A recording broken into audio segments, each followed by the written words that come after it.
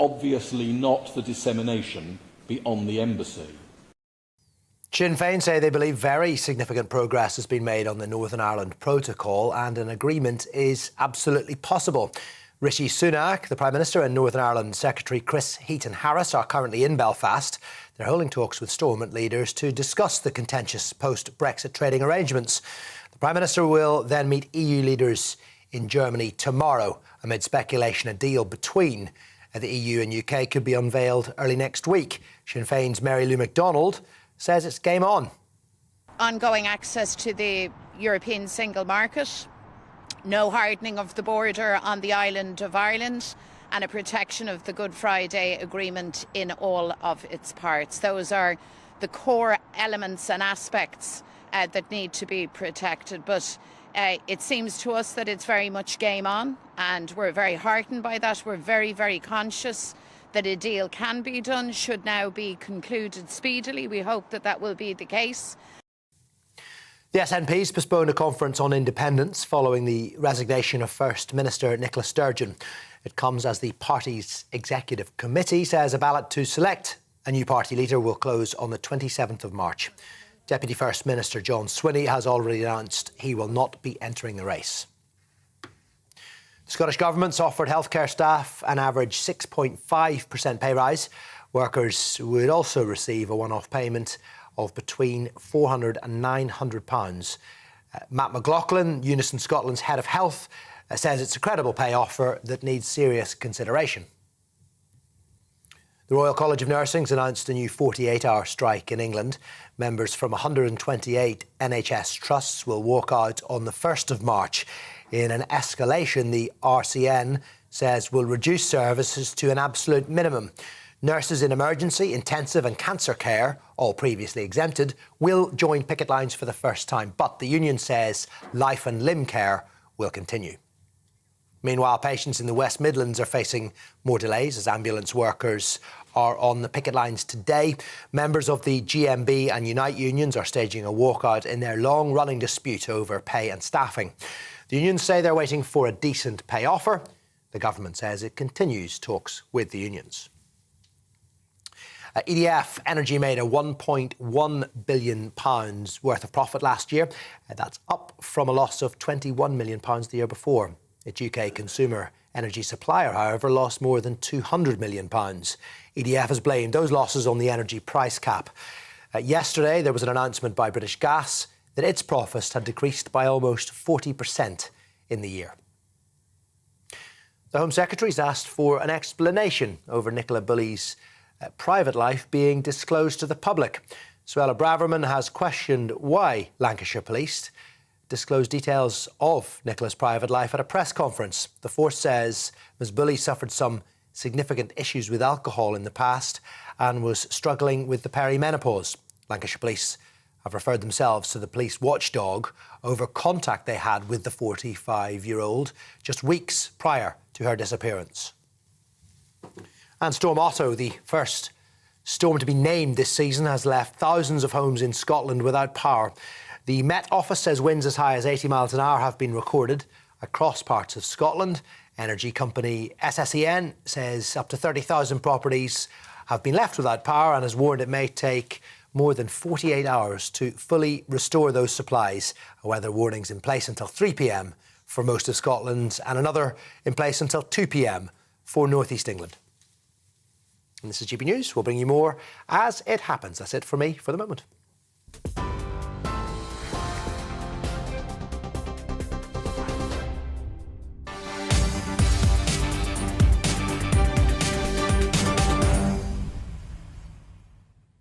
Well, finally, the Prime Minister appears to be close to agreeing a Brexit deal to solve that ongoing political crisis in Northern Ireland, which is effectively, of course, still part of the European Union. Rishi Sunak and his Northern Ireland Secretary Chris Heaton-Harris are in talks in Belfast over a deal on the Northern Ireland Protocol. They're locked in talks with the DUP. Without the support of the DUP, there's not going to be much of a deal. The Cabinet is poised to be briefed on Monday, and then the Prime Minister will be talking to the European Union and possibly speaking to Parliament on Tuesday. Let's talk, first of all, to GBNews political reporter Olivia Utley, who is in Northern Ireland, in County Down. Olivia, this has been a long time coming. We know that it's the 25th anniversary of the Good Friday Agreement in April. Is that what this great rush is all about, really? Yes, the unofficial deadline is that Good Friday anniversary, and what we're seeing here is a big rush. It's been said that the deal has been on Rishi Sunak's desk for a number of weeks now, but it's only now that he's actually come to Northern Ireland to try and thrash this out. We've heard from the Sinn Féin, who have just done a press conference in the last couple of hours, saying that they feel that the game is very much on, but the DUP, as you say, Rishi Sunak is locked in talks with the DUP. It's gone on much longer than we expected, and it's not thought that the DUP is going to be too happy with the rumours of the deal that we've heard so far. What unionists essentially object to is the continued presence of the continued role of the European Courts of Justice in the province, and the number of checks on goods coming from Northern Ireland to Britain, number of customs checks. So unless there is some movement on that, it's unlikely that the DUP is going to agree to this. And the noises coming from the DUP certainly aren't particularly positive. A couple of days ago, we heard Nigel Dodds saying that Northern Ireland is effectively colonised by the EU. The other problem for Rishi Sunak is that the ERG, that very influential group within the Conservative Party on the backbenches, don't seem to like the sound of the deal either, and feel like they've been blocked out of the decision-making process. So they could make some difficulties for Rishi Sunak, even if he managed to get it past the EU leaders. It's thought that the deal would be agreed in Parliament because Labour have said that they would back it, but the last thing he wants is a rebellion from his own backbenches on this issue, particularly if that rebellion included Boris Johnson. All right, that's Olivia Utley, who's in Northern Ireland for us. In the studio with me is Stephen Pound, who was for 9-10 years an opposition spokesman on Northern Ireland. This is a Pyrrhic victory for the Prime Minister if he gets the deal without the DUP and can only get the deal through Parliament with the support of the Labour Party and a sizable Tory rebellion. Absolutely right, Andrew. Look, it's not just the anniversary of the Good Friday Agreement, it's also the 100th anniversary of the establishment of the Irish Free State, as it was then called, which, don't forget, envisaged that only 6 of the 9 counties of Ulster would remain in what was then called Northern Ireland for a limited period of time. It's what Carson called execution deferred, and that was the characteristic of the Asquith legislation, going right back to the Gladstone. It was a temporary thing. So here's the situation now.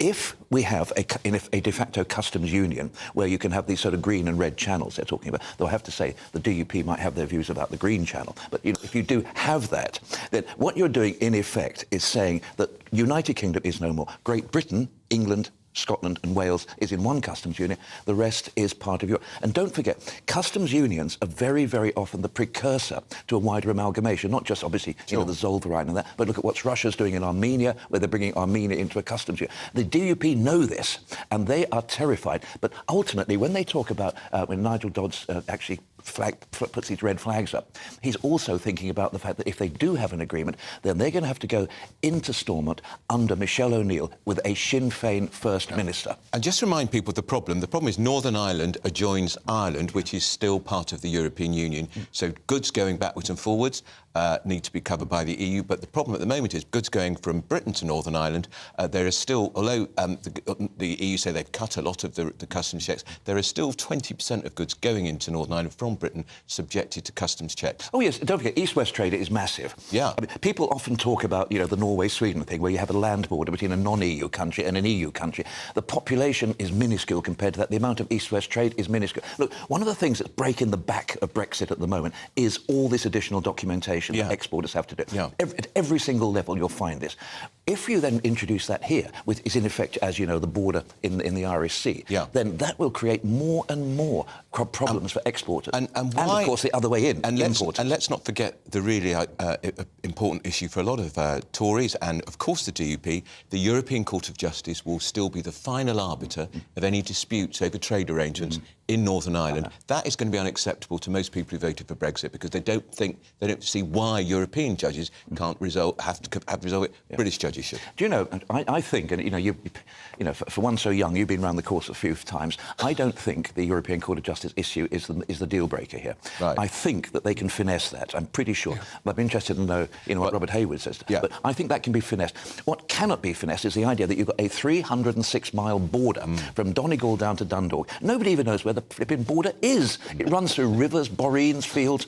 You know, and if you're going to enforce that as a hard border, in other words, lock Northern Ireland into GB as the UK, then you're going to have, well, I'm sorry, all the border problems we used to have in the old days. Let's bring Lord Hayward into it. Lord Hayward, Robert Hayward, I can call you Robert, of course. We're very old mates. Robert, on the one hand, this will be hugely significant for Rishi Sunak to get the deal. It's something Theresa May couldn't do, Boris Johnson didn't do, Liz Truss didn't have time.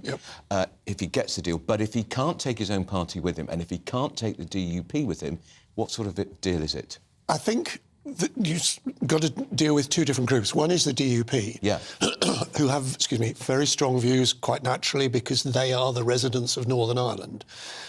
Tina was right in her comments about the ERG, but it is not as influential as it was. Right. And there was a very significant appointment in relation to Secretary of State for Northern Ireland, in that the current Secretary of State, Chris Heaton-Harris, is actually of the right and therefore will be persuasive. So it is not, the ERG is not the power that it was previously. If Rishi Sunak stands up and says, I've got an agreement, as Stephen says, we deal with the European Court in this way, finessing it, to use his word, then the vast majority of the Tory party will say yes. There will be a group, but it is not as powerful as it was a few months ago. So let's go beyond the Tory party. Let's think about the Brexit party, which was very influential at the last general election. Those people are still out there. I'm talking to Ben Habib, who was in the Brexit party in the next hour. They are not going to accept this in any shape or form. I think there is a key difference here.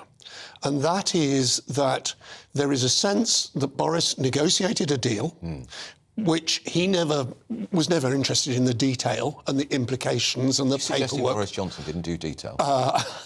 Possibly. Right. Not a controversial point, I don't think. I think nobody would contest that detail. But the net result was that what we have with the protocol and in Northern Ireland, the paperwork, is something that he should have actually recognised that the EU was going to impose. This works its way through parts of it. It doesn't solve all the problems, but it is a substantial step forward. And the Reform Party, stroke Brexit, can shout, but at the same time, there is a large group of Tory voters who have disenchanted with the Tories for their failure to get Brexit to work. The middle class, Surrey, Hertfordshire, Warwickshire, Cheshire, they will look at it, and if Rishi can get a deal with the EU, they will begin to take the view that actually the adults are in charge at number 10 again, and they will have a different perspective. So shout it they want to, but all the polling evidence, and I don't mean opinion polls, I mean actual casting of votes, shows that the Reform stroke Brexit are a very, very small number at the moment. Do you agree with... what do you think, Stephen? Brexit, does this then no longer become a toxic issue for the Tory party if he can get it through Parliament and strike the deal with the EU? Europe is almost, the Tories are almost neurasthenic about this. I mean, if there's anything that can actually rip the Tory party apart, it seems to be this Brexit issue. Well, look, it cost David Cameron his job. Well, I know, and I don't think we've finished yet. I mean, there's almost a mania about them. I don't know what it is, sort of a death wish about them. But look, the problem with this one is I cannot, in all honesty, see how you can satisfy every single person on this. I just don't.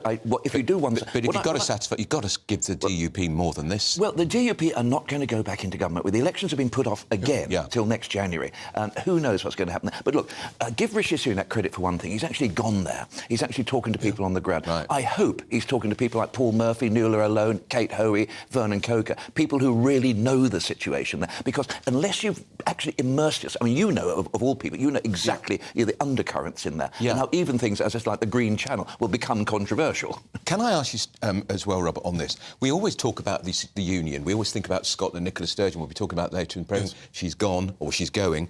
Isn't now the real threat to the Union the island of Ireland? Because if the DUP can't sign up to this, they don't go back into the Northern Ireland Assembly, isn't the prospect of Ireland and Northern Ireland uniting a real one?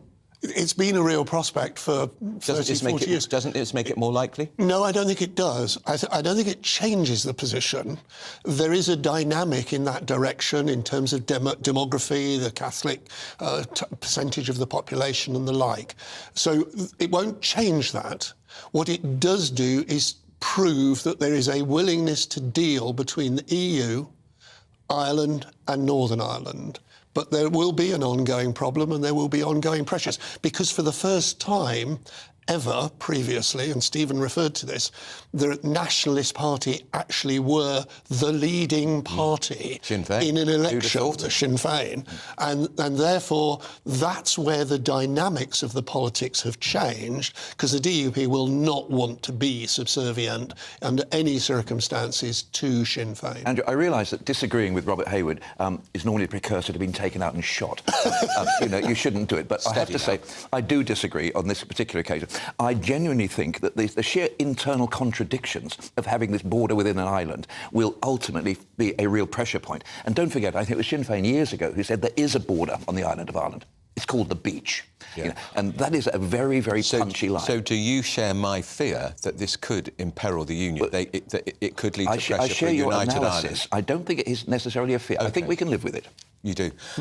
Just finally, on this, politically, does this give the Tory party a lift in the polls if he gets a deal through, even if it is at the expense of a Tory rebellion? It'll be viewed marginally on the first steps by a large group of Remain/cautious Brexiteers in the middle classes.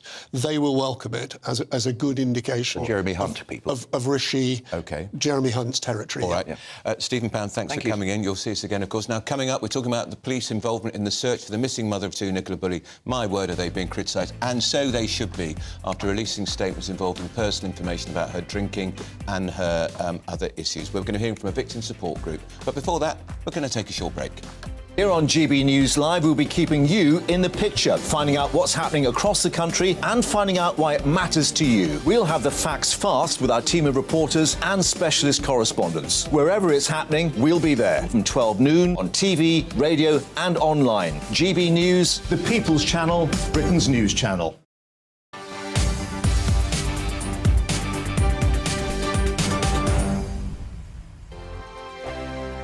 It's all about family, being in people's living rooms, all the interaction and getting to know who our viewers and listeners are. When I was young, my dad used to say, "Nana, stop arguing." I wanted an outlet that would enable me to give my opinion.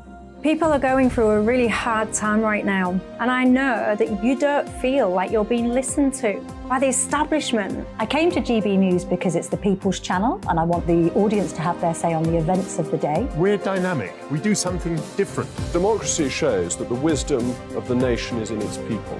I get to travel to find out what the story is from a personal perspective. The British people aren't fools. We know when we're not being told the full story.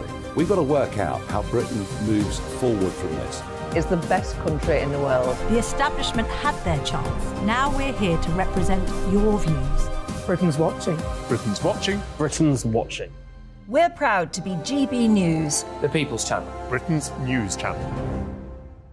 Hi, Andrew Pierce here. Join me every Friday lunchtime for a proper no-nonsense debrief of the week's events. With special guests in the studio and the GB News team on the ground, I'll be getting you up to date with news, some intelligent discussion and my own sharp take. The weekend starts here with me every Friday lunchtime on GB News, the People's Channel, Britain's news channel.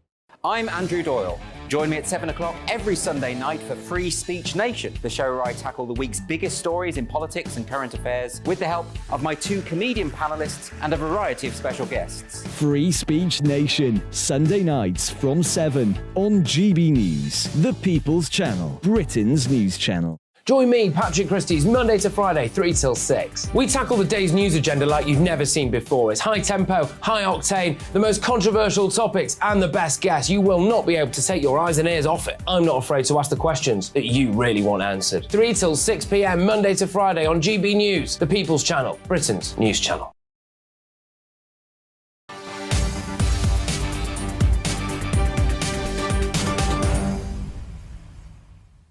Now, the former Victims Commissioner, Dame Vera Bird, has called released information regarding missing person Mum Nicola Bulley's personal state as sexist. It follows from yesterday's decision by the Lancashire Police Force to reveal that the mother of 2 suffered with alcohol issues related to the early menopause. The Home Secretary, Suella Braverman, is now demanding an explanation from the police involved in the case.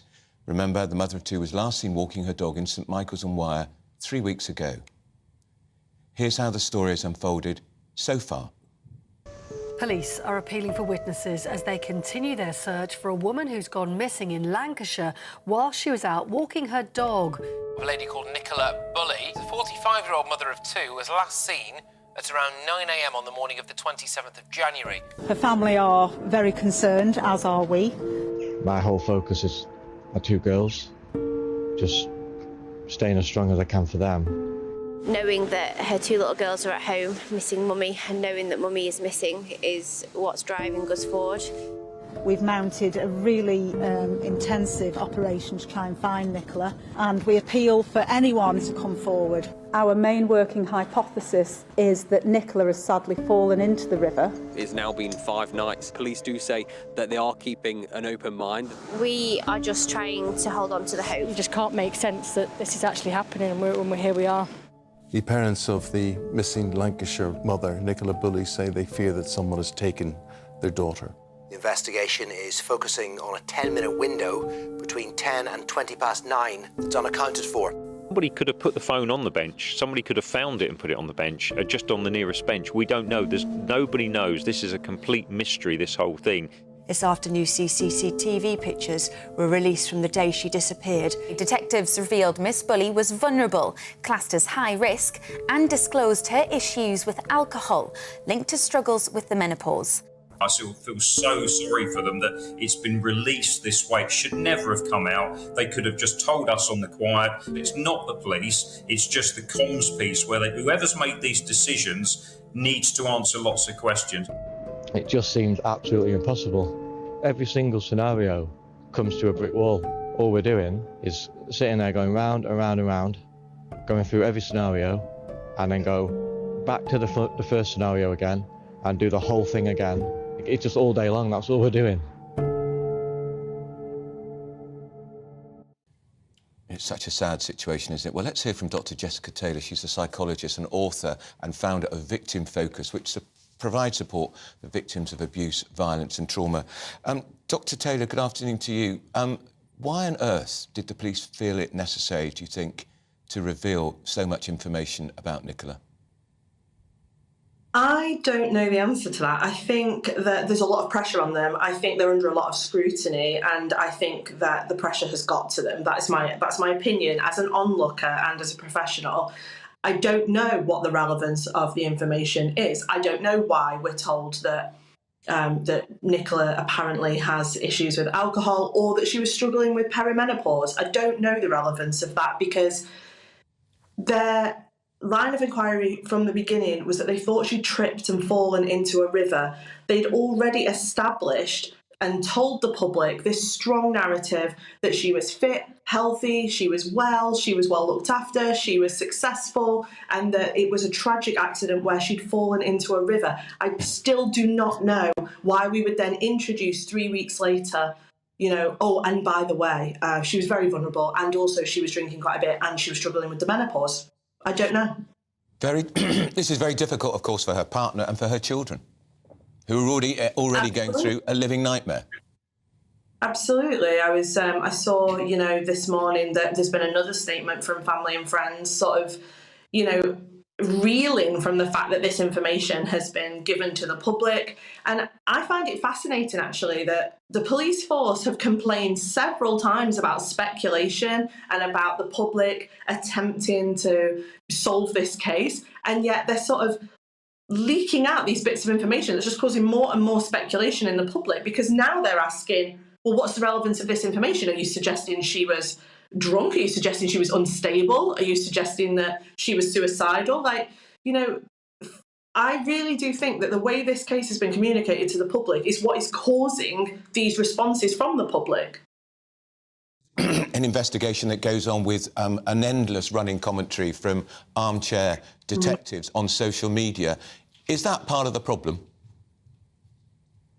I've really struggled with the way people have talked about this, actually, because I think that if you're going to put a case like this, so what we've got to think about is, what are the key facts of this case that have been communicated to the public, and why are they speculating? So for me, as a psychologist, it's that the public have been told that a normal, average, fit, healthy young woman dropped her kids off at school, and then she went and walked her dog, and she's disappeared into thin air. And then on top of that, we've had wall-to-wall media coverage saying, has anybody seen her? Does anybody know what could possibly have happened to her? Has anybody got any information? Has anybody got any ideas?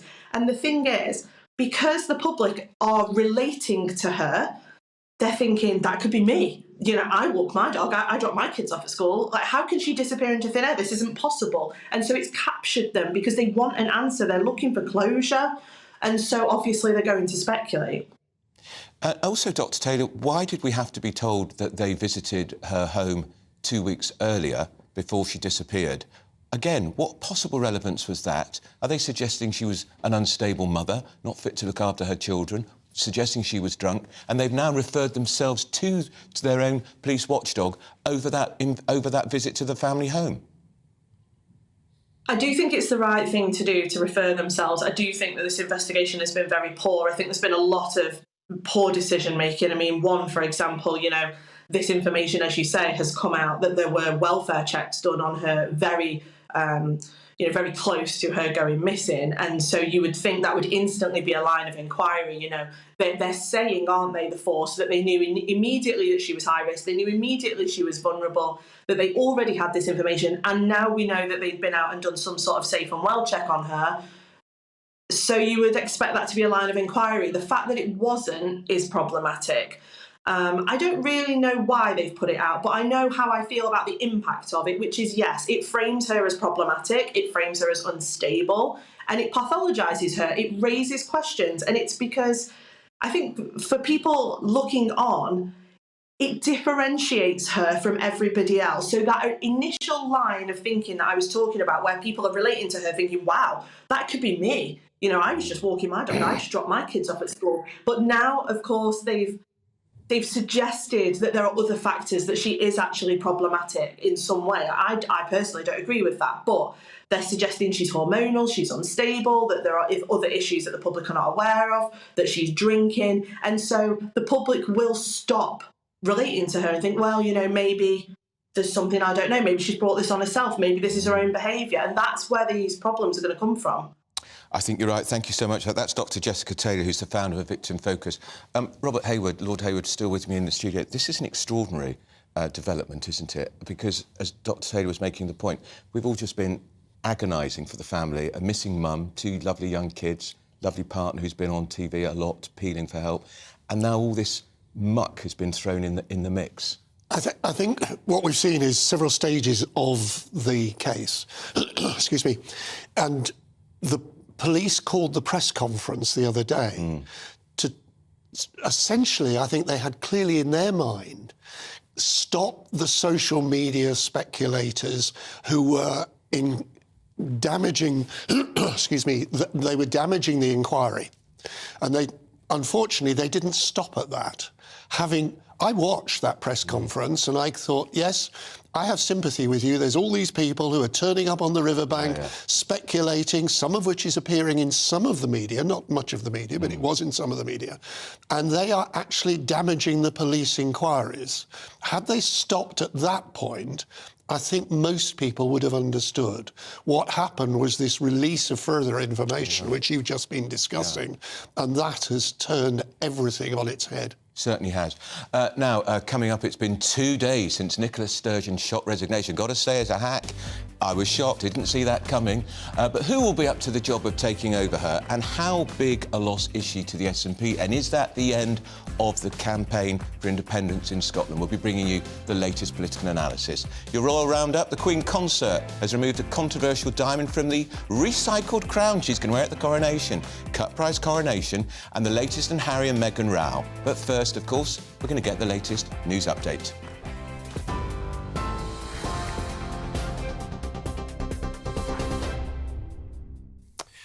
It is 12:31. I'm Aaron Armstrong in the GB newsroom. The British embassy spy David Smith, who was caught passing information to the Russians, has been jailed for more than 13 years. Smith, a former security guard at the embassy in Berlin, began collecting classified documents in 2018. The court heard he was motivated by a hatred for the UK and support for Vladimir Putin. He was caught in an undercover sting operation by fake Russian agents but didn't name his handler. Smith said he was suffering from depression and was drinking heavily at the time. Sinn Féin say they believe very significant progress has been made on the Northern Ireland Protocol and an agreement is absolutely possible. Rishi Sunak and the Northern Ireland Secretary Chris Heaton-Harris are holding talks in Belfast with Stormont leaders to discuss the contentious post-Brexit trading arrangements. The Prime Minister will then meet EU leaders in Germany tomorrow. Amid speculation, a deal could be unveiled early next week. Sinn Féin's Mary Lou MacDonald says progress has been made. Ongoing access to the European single market, no hardening of the border on the island of Ireland, and a protection of the Good Friday Agreement in all of its parts. Those are the core elements and aspects that need to be protected. But it seems to us that it's very much game on, and we're very heartened by that. We're very, very conscious that a deal can be done, should now be concluded speedily. We hope that that will be the case. The SNP's postponed a conference on independence following the resignation of First Minister Nicola Sturgeon. The party's executive committee says a ballot to select a new leader will close on the 27th of March. John Swinney, the Deputy First Minister, has already ruled himself out. Good morning, everyone. The Scottish Government's offered healthcare staff an average 6.5% pay rise, with workers receiving a one-off payment of between £400 and £900 as well. Unison Scotland's head of health, Matt McLaughlin, says it's a credible pay offer and it needs serious consideration. TV online and DAB Plus Radio, this is GB News.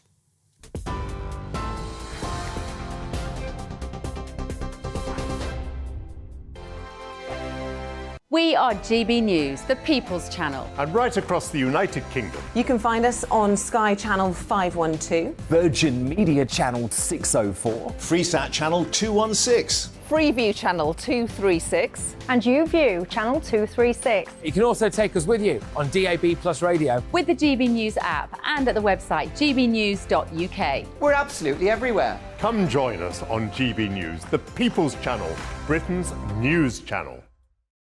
Join me every Sunday at 6 p.m. for Gloria Meets. In exclusive interviews, I'll be finding out who our politicians really are and what they really think. It's something that you would never want anyone to suffer. I didn't know what channels there were. I didn't think I'd be believed. I must have weighed about 7 stone and I'm 5'8". My instincts was to sort of cover this up. I mean, clearly that was a mistake. Join me every Sunday at 6 p.m. on GB News, the People's Channel, Britain's news channel. Monday to Thursday on GB News, it's Bev Turner Today from 10 a.m. We're going to be here for you, our GB News family, to keep you up to date, but also make you smile. The guy went from puberty to adultery. And I can't wait to bring a few of my own opinions. I have no time for cultural totalitarianism. We'll engage in passionate, but always polite debate, with your thoughts and opinions at the centre of it all. Only on GB News, the People's Channel, Britain's news channel. Hello, I'm Michelle Dewberry, and you can join me every weekday 6 till 7 on Jubes and Co. You're an inspiration to us all. Clip that bit up. Well, you are. That's my ringtone. My political ambitions are, those days are gone, I can tell you. She's only teasing. Go on. He's probably going to want to lay down now. I'll give him 2 minutes to have one. Let's respectfully disagree. That's what we like on Jubes and Co. Come and join us. GB News, the People's Channel. Michelle Dewberry, weekday evenings at 6 o'clock.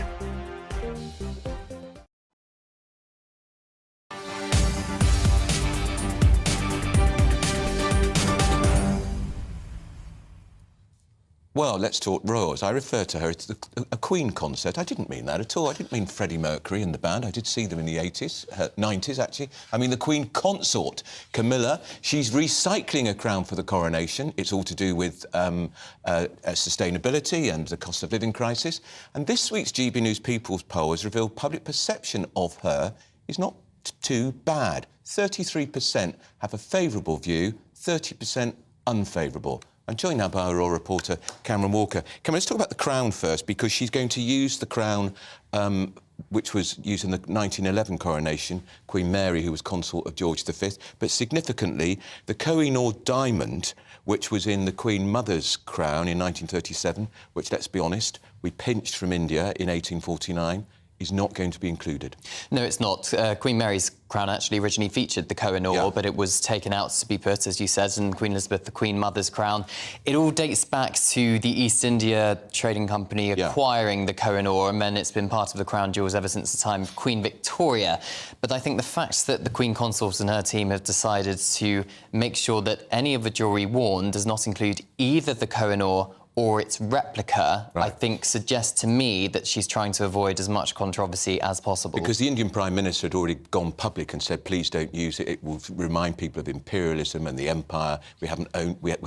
We gave India away, what was it, independence in 1947. Yes, and there are lots of people who make the argument that the Koh-i-Noor should be returned to India. The fact remaining is we're not going to see it on public display as part of the coronation. However, it still is part of the crown jewels. It still is in the Tower of London, this 1,000-year-old building, which is just, you know, the symbol of British monarchy. Now, she, as part of the attempt, not a cut-price coronation, but they don't want to be seen as extravagant, she's not having her own crown made, which is a first, so it's a recycled version. Yeah, the first time since the 18th century that a crown has been reused, but it's still very much going to have the touches of Camilla, as it were. So 4 of the 8 arches are going to be removed to try and give the Queen Consort a sense of style.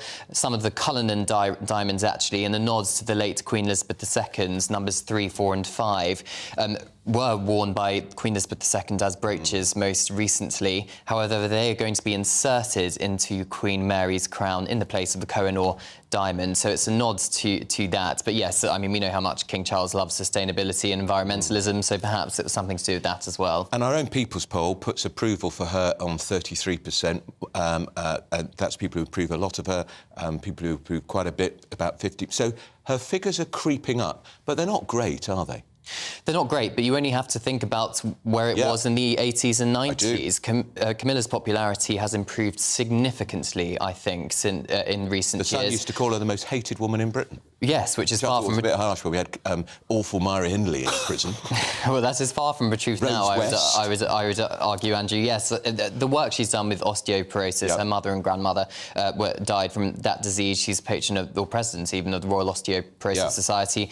Domestic violence, supporting women and survivors of domestic violence, literacy. In fact, look at she if you remember, well, she is recovering from coronavirus, and the literacy reception had to be postponed last week. I'm told by Buckingham Palace this morning in the last hour that is being rescheduled to next week to celebrate the 2nd anniversary of her very successful reading room on Instagram, encouraging more people to read, children and adults. It's boasts over 155,000 followers now on Instagram. So down with the kids, as it were, for Queen Camilla. It is all that stuff, but she also is the rock for King Charles. And talking of the kids, the Duke and Duchess of Sussex, who you know I can't stand, they've been lampooned in that US comedy cartoon South Park. It couldn't happen to a nicer couple. Well, yes, there is a strong theme of brand management going on in this episode. There is, I mean, there's scenes of them carrying placards, the fictional Prince and Princess of Canada. They don't specifically refer to Harry and Meghan, however, the likeness is uncanny, I'm afraid, if you're going to create a cartoon version of them. Yeah. Big fairy lights on their house. They moved to a small town in Colorado. Fairy lights, fireworks, anything that's basically says they are not private. The royal family. You've had everything handed to you. But you say your life has been hard. Oh yes, that looks like Harry, doesn't it? With that very red beard. Yes, it certainly does. And this clip in particular, the interviewer asked Prince Harry why he has written his book, which they call, the Prince of Canada, why he has written his book "Wah," a referral to a noise the baby would make when he's particularly angry, and making the arguments that perhaps the Prince is now a journalist for writing so much about the private lives of the royal family, even though he claims to hate journalists for driving him out of the royal family. And like a lot of journalists, he's got a lot of it wrong, because we've done fact checks on his book, Spare, and a lot of it just simply isn't true. Yes, I had an exclusive for GBNews where I exposed the fact that Prince Harry was indeed in Switzerland skiing when he found out of the Queen Mother's death, not at school, being taken a phone call from a courtier, as he claims in his book. Quite a big deal. Let's bring Robert Hayward in, because Robert, you're, apart from being a Tory peer, well, you're a great expert on polling. And I think it is remarkable that Camilla Parker Bowles, as she used to be known, that I remember the Sun writing stories that she had to dodge loaves of bread being hurled at her in supermarkets. No evidence that ever happened. But the fact that she is now referred to officially as Her Majesty, she's going to be the Queen, she's Queen Consort already, and 33% in our GB News poll approve of her. Would you have thought that was possible even 10 years ago? No, I think there's been a real shift. All those people who laid flowers at the death of Princess Diana were in part making a statement, we're pro-Princess Diana, we're anti-Camilla. That shift, the public at large have warmed towards her. There's been a lot of work done behind the scenes on her behalf, and she's responded, and other people are responding to her very well. And there is no doubt that there has been this dramatic change of perception and acceptance of her, which I don't think I or anybody else would have expected a few years ago. And Cameron, you know from your royal sources, I've met Camilla a few times. She's always very charming, quite amusing actually, much more so than the king. But he can't really function as king without her by his side. She's a really huge part of the monarchy. She absolutely is King Charles's rock, as I said earlier. I think it's clear that King Charles, well, then Prince Charles, was not particularly happy until he married Camilla. In fact, even Prince Harry in his book says that he and Prince William allowed his father to marry Camilla because he saw how happy Camilla made her. And you just have to see her on a walkabout, interacting with the public. She's incredibly personable. The public have clearly warmed to her over the last few years, and I'm sure many would want that to continue. All right, that's our royal reporter, Cameron Walker. Yes, it was very nice of Prince Harry to allow his father to get married, wasn't it? Now, being Scotland's First Minister has been the privilege of my life. That was the words of Nicola Sturgeon announcing her shock resignation as First Minister on Wednesday. And with the new leader of the SNP due to be announced on March 27th, it's hotting up in Holyrood. Candidates have until February 24th to be nominated. The Deputy First Minister, John Swinney, and the MP, Joanna Cherry, are already out of the race. Let's talk to our Scotland reporter, Tony Maguire, who's in Edinburgh. Tony. Good morning, yes, or good afternoon. I've got to say, I've been caught up in the maelstrom of politics this week. But yes, certainly last night, you know, the west coast of Scotland was battered by Storm Otto. And today in Edinburgh, blue skies or not, seems to have been battered by Storm Jackie. Jackie Baillie has completely and utterly stolen the show, I would say, in the first session this morning. A real focus on health and certainly pulling no punches against Humza Yousaf, Scotland's Health Secretary. She told the full delegation today that having been the worst health secretary on record, his condition has deteriorated and he is now looking to aspire to be the worst First Minister on record. Certainly no punches pulled. All right, we're just going to go live to Northern Ireland where the DUP are speaking at a press conference after their meeting with the Prime Minister. We think we're going to go there. In fact, we're going to Northern Ireland. So the Prime Minister has been in talks with the DUP all morning, and here's what the DUP have got to say. Particularly the Prime Minister and the European Commission President, to get these issues resolved and to get to a place where the political institutions can be restored. And the decisions that will be taken by the Prime Minister and by the European Commission will either consign Northern Ireland to more division or they will clear a path towards healing and to the restoration of the political institutions. Over the last 48 hours, we've been engaging with officials, met the Prime Minister last evening and this morning. We have not yet seen the final text of an agreement. Clearly, there will be further discussions between the UK government and the European Union, but I think it is safe to say that progress has been made across a range of areas, but there are still some areas where further work is required. If and when a final agreement is reached, we will want to carefully consider the detail of that agreement and decide if the agreement does in fact meet our 7 tests. And we have been very clear with the Prime Minister that those 7 tests remain the basis upon which we will judge any agreement. And of course, an agreement between the UK government and the EU will be at a headline level, and the detail, of course, will be in the legislative changes that will flow from any such agreement, both in London and in Brussels. I've indicated to the Prime Minister that it is important, fundamentally important, that he agrees the right deal. I want to hear that Brussels will stretch itself to recognise the concerns that we have as unionists, and that this process will correct the wrongs of the last negotiations. I do not believe that anyone should be led by a calendar. What is fundamentally and most important here is getting it right. That must be the ultimate goal. That is our goal. That's what we're committed to, getting this right and getting it done.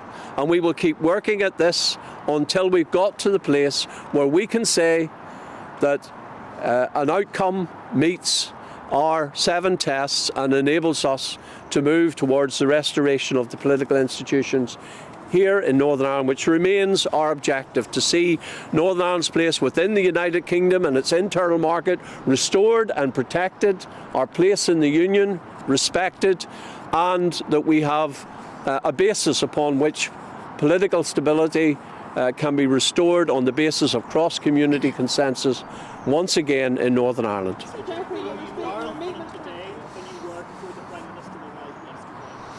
Well, we've had some clarity around some of the issues that have been discussed with the European Union. That is welcome. I think, as I've said, there's no doubt that progress has been made on some of those areas, and we await the final text of an agreement, and we will study that text very carefully. We want to be in a position where we have an agreement that meets our 7 tests and that unionists as well as nationalists can support.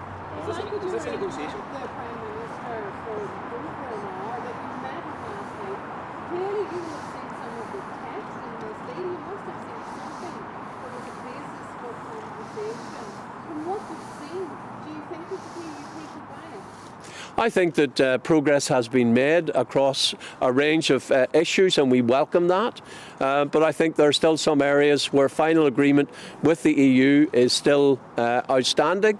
We hope that that agreement can be reached, and we hope that the overall text that we haven't seen the final text of this, and we want to see the final text of any agreement so that we can make our judgment calls. We can assess any agreement against our 7 tests and come to a decision as to whether that agreement meets those tests and provides the basis for restoring devolution in Northern Ireland based upon the restoration of Northern Ireland's place within the United Kingdom and its internal market. You were with the Prime Minister for quite some time. Was that a negotiation process? We are not party to the negotiation. That is between the UK government and the European Union. What I've sought to do consistently throughout this process is to ensure that our government is aware of our concerns, that what we mean when we've set out in our 7 tests, what those tests mean, how they can be reflected in any outcome as a result of the negotiations between the European Union and the UK government. So we're not at the table, but we are seeking to reflect the very genuine and real concerns of unionists. Those concerns need to be addressed and need to be included within the context of any agreement. Well, that was Geoffrey Donaldson, Sir Geoffrey Donaldson, who's the leader of the DUP. That was a more positive reaction, I would have said. The DUP were in talks last night with the Prime Minister and Chris Seaton-Harris, the Northern Ireland Secretary, and also talks this morning. Now, I thought he might be announcing, that's it, we don't sign up to this deal, no chance of returning to the Northern Ireland Assembly. But he's talked 3 times about progress being made, but he did say significantly we shouldn't be judged by a calendar. I think that is a reference to the rush to get this done by the 25th anniversary of the Northern Ireland Agreement. Well, I'm going to talk now to Sir John Curtis, who is a great polling expert. Sir John, if I can talk to you first of all about the Northern Ireland Agreement. Sir John Curtis, of course, is Professor of Politics at the University of Strathclyde. How important is this for Rishi Sunak to get a deal across the line, even if it's at the expense of a Tory rebellion with some of his hardline Brexiteers? Well, given that the UK-wide public have begun to express some doubt about how effectively Brexit is operating, I think the advantage on this side of the Irish Sea of a deal being done is that it would give the public perhaps some impression that indeed Mr Johnson's supposedly oven-ready Brexit deal has now finally been baked and taken out of the oven, and therefore perhaps some progress has been made on developing relationships with the European Union that are perhaps rather better than the ones that we've had so far. Beyond that, however, I don't think one should exaggerate, as far as the public is concerned, that they have a very strong view about Northern Ireland. If you actually look at the polling on people's attitudes towards where the border should be, if anywhere, well, frankly, you discover that the people who are in favour of there being a border between Great Britain and Northern Ireland are the same people who are in favour of a border between the Republic and the North. In other words, some people believe in customs checks and other people don't between here and the island of Ireland. But on this side of the water, at least, they don't necessarily discriminate between the Irish Sea and the border between the two parts of Ireland in the way that, of course, the politicians in Northern Ireland and the public in Northern Ireland certainly do. Let's go back to Scotland, Professor. Nicola Sturgeon, like her or loathe her, she was a towering political figure. She's in many ways, although her popularity had slumped over the gender ID bill, she was a big figure. How big a loss is she going to be for the great cause of nationalism in Scotland? Well, the big problem that the SNP are facing is whether or not there is anybody amongst the likely contenders who will be able to develop the level of public recognition, the communication skills, and in truth, the popularity. I mean, you said slump, that's a bit too strong. She's got, at the moment, for every one person who's dissatisfied with her, she's still got one who's still satisfied with her. It's just that she's had, for much of her leadership, very high ratings indeed. So the question is, can they find somebody who can fill the very big shoes that Nicola Sturgeon has left? And the truth is, we don't know. I mean, there's certainly nobody amongst the potential contenders, Kate Forbes, Angus Robertson, perhaps Humza Yousaf, none of them at the moment have demonstrated those kinds of skills. And I think the truth is that while on the one hand, undoubtedly the Scottish Government needs an effective First Minister, because after all, running government anywhere at the moment is a difficult job against the fiscal constraint and the state of public services. The SNP also need an effective campaigner, as Nicola Sturgeon herself acknowledged on Wednesday morning. If the SNP in the end are really going to have a chance of delivering independence, they need to get the level of support for their idea above the 50% mark, and that is not where it's at the moment. It's at around 48, 49%. And if that is going to be achieved, they need somebody who's going to be able to persuade more people in Scotland that, at least in the post-Brexit environment, independence is in Scotland's interests. Nicola Sturgeon thinks she's hit the buffers on that. But if somebody else is going to do a more effective job, they're going to have to be extremely persuasive. All right, that's Sir John Curtis, Professor of Politics at the University of Strathclyde. Thanks so much for joining me. Robert Hayward, briefly on this. I know you're a big admirer of Nicola Sturgeon, but ultimately she failed. Her whole mission in life was to get Scottish independence. It's further away now than ever. It is, and there's no question her last few weeks, last few months have been problematic for her. What on earth was she doing with that gender ID bill? Ridiculous. Nobody wanted it. There's a series of things. That is not the sole issue. There's reference just now to health and to education. People forget in England that actually there are strikes going on in Scotland for which the SNP government are the responsible authority. Now, the challenge now is to find, as John just said, somebody of her stature. Alex Salmond and Nicola Sturgeon have been two of the great politicians of my whole life. The chances of finding a third successive person of that stature and ability is pretty low, and that will result in ongoing problems, I think, for the SNP. All right, that's Robert Hayward. Now, the Govia Thameslink is our biggest rail operator. They're introducing discounts on train fares, 15% on Mondays and Fridays, to try to get people back to work. Of course they are. The Office of National Statistics tells us this week, between September and January, 16% of us are working from home and about 27% of us doing a hybrid deal, partly from home, partly from the office. So should we all be back at work? Well, joining me now, I'm delighted to say, to talk about this is Patrick Reed, co-founder of the Adamis Principal Currency Consultancy. I'm working today, on a Friday, in the office. So's Robert Hayward. You're here. Shouldn't we all be back in the office? Absolutely. And why not?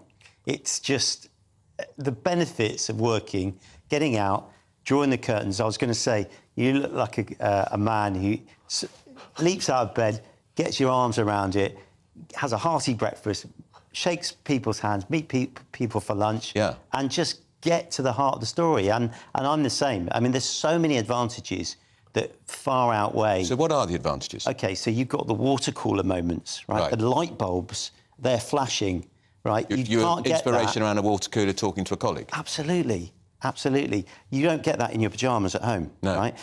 You've got fresh air. You've got contributing to the economy, buying lunch from your local coffee shop and things like this. You've just got that armour you put on. You know, if you're in the office, you put that suit on. It feels good. You get out, you have that purpose. And you also, mentally, it's really good as well. You get out there, you feel like you're contributing to everything. And it is noticeable, because I use the tube every day to go to work. I can see on Mondays and Fridays it's much quieter. I went to see my favourite stage show recently, Mamma Mia, 30th time, another story. and afterwards I went to a restaurant nearby. 2/3 of the restaurant was closed because they said it's Friday and there aren't enough people around. That's terrible. It's terrible. It's very sad as well. It's absolutely... before COVID, this thing didn't happen. And now, unfortunately, there are some people, I'm not saying everyone, but some people use it as an excuse to say, look, I can't do it through whatever reason. Just get out and start, do it. Just finally, shouldn't the government be leading by example? Because quite often, 1/3 of the civil servants are working from home, sometimes half of them. Absolutely. I mean, get on that bike, ride to work, meet your clients, go out, have lunches, let those light bulb moments ping and take it far. That's Patrick Reed. I would love to know more about his light bulb moments. You're watching Andrew Pierce. Plenty more still to come, but now we're going to take a very quick break.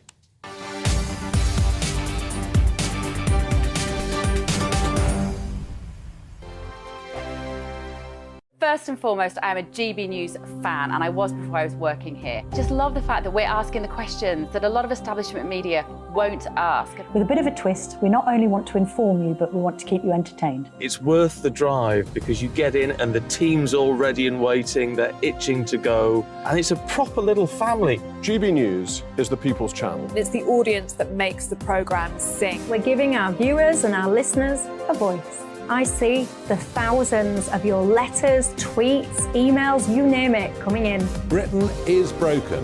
How on earth did we get into this mess? But more importantly, how do we get out of it? The establishment had their chance. Now we're here to represent you. It's time for something different. It's time for GB News. I'm very patriotic. I believe in Britain.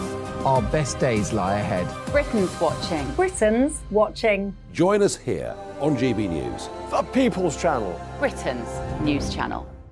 We are GB News, right across the nation. You can get us on television, on radio, on digital. We're absolutely everywhere. Amazing! You see, amazing! You remind me of me in the European Parliament. But here's the most important bit. We are not part of the mainstream establishment. We think and speak just like you do. We are the People's Channel. Magnificent. That's really, really thoughtful. Come and join us on GB News, the People's News Channel.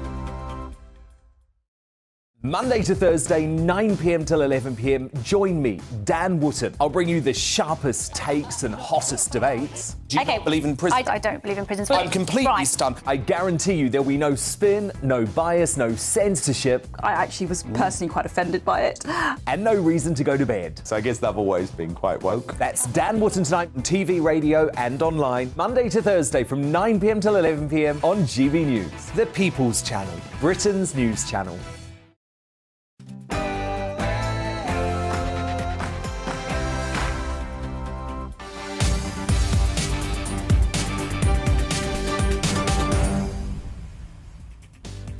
Hello, it's just gone 1 o'clock. You're watching and listening to Andrew Pierce here on GB News, with you until 2 o'clock. Here's what's coming up. Prime Minister Rishi Sunak and Northern Ireland Secretary Chris Heaton-Harris are in Northern Ireland today. We've heard from the DUP, who've been in talks with both of them. They say progress has been made over those Brexit trading agreements, which effectively have kept Northern Ireland in the European Union. The Home Secretary, Suella Braverman, she's demanding an explanation from Lancashire Police for their appalling conduct over Nicola Bulley's private life. All those details they disclosed at that press conference. And following the fallout of the Chinese spy balloons, the Defence Secretary, Ben Wallace, says he's going to conduct a security review. Should we be feel threatened by China? And if so, why are we still giving them foreign aid money? I'd like to know. I'll be talking to a Tory MP about that. Joining me for the next hour in the studio is the journalist and broadcaster. You know her well on this station. It's Dawn Neeson. And you at home, of course, you're an important part of this show. Email me at gbviews@gbnews.uk. That's what's coming up in the next hour. But first, the latest headlines.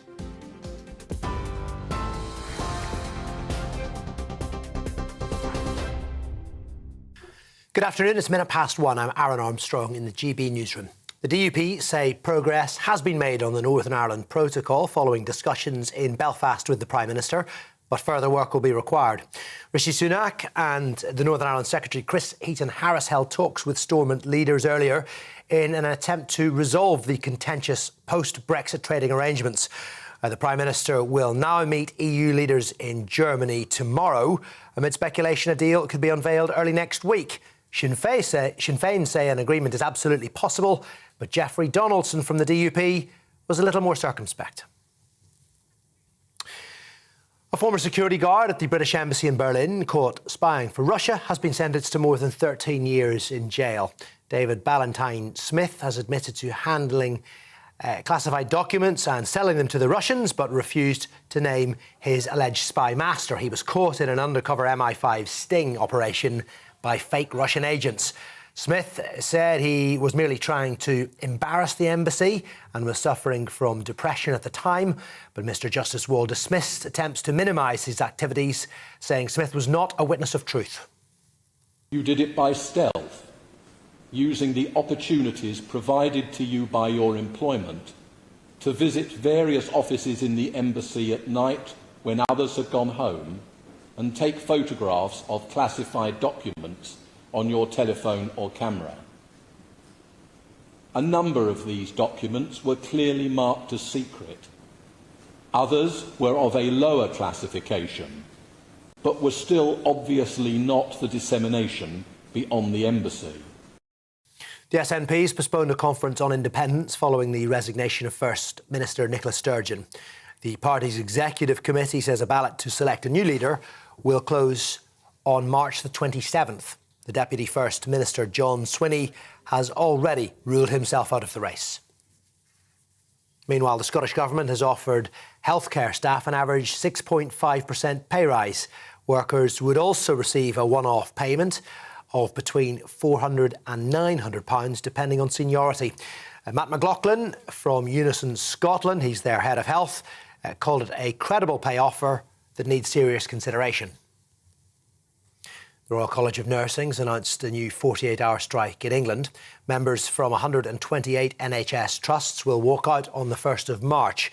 It's an escalation the RCN says will reduce services to an absolute minimum. Nurses in emergency, intensive and cancer care, all previously exempted, will join the picket lines for the first time. However, the union says life and limb care will continue. Meanwhile, patients in the West Midlands are facing further delays as ambulance workers are on the picket lines today. Members of the GMB and Unite unions are staging a walkout in their long-running dispute over pay and staffing. The unions say they're waiting for a decent pay offer. The government says it continues its talks with the unions. EDF Energy made £1.1 billion in profit last year. That is up from a loss of £21 million the year before. Its UK consumer energy supplier, though, lost more than £200 million. EDF has blamed those losses on the energy price cap. And it comes a day after the announcement by British Gas that its profits had decreased by almost 40% in the last year. The Home Secretary's asked for an explanation over the disclosure of Nicola Bulley's private life. Suella Braverman has questioned why Lancashire Police disclosed those details of Nicola's private life at a press conference. The Force says Miss Bulley suffered some significant issues with alcohol in the past and was struggling with the perimenopause. Lancashire Police have referred themselves to the Watchdog. The Shadow Justice Secretary, Steve Reid, says that's the right thing to do. The police should not be sharing extremely private, personal information about an individual without the consent of that individual, if they are available to give it, and if they're not, then without the consent of their close family members. If they do that, they run the risk that other victims won't feel confident coming forwards in future. So I think it's right this case is now being reviewed. We will see where this particular case comes out, but the principles are that the confidentiality of victims must always be respected by the police. And Storm Otto, the first storm to be named this season, has left thousands of homes in Scotland without power. The Met Office says winds up to 80 miles an hour have been recorded across parts of Scotland. Energy company SSEN says at least 30,000 properties remain without power, and they say it may take more than 48 hours to fully restore supplies. A weather warning is in place until 3 p.m, that is, for most of Scotland, and another in place until 2 o'clock, so for the next hour in North East England. This is GB News. We'll bring you more. As it happens now, it's back to Andrew Pearce.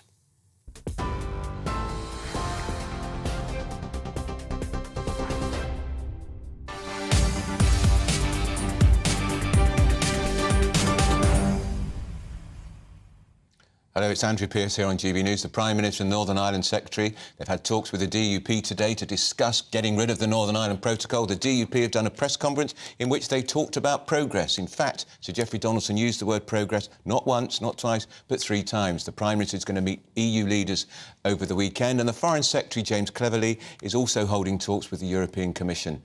So let's get the latest with our political reporter, Olivia Utley, who's in Northern Ireland for these talks. Olivia, I expected the DUP leader, Sir Geoffrey Donaldson, to say, we're not having this, it's not acceptable. He used the word progress 3 times, even though we still don't know the detail of what they've been talking about.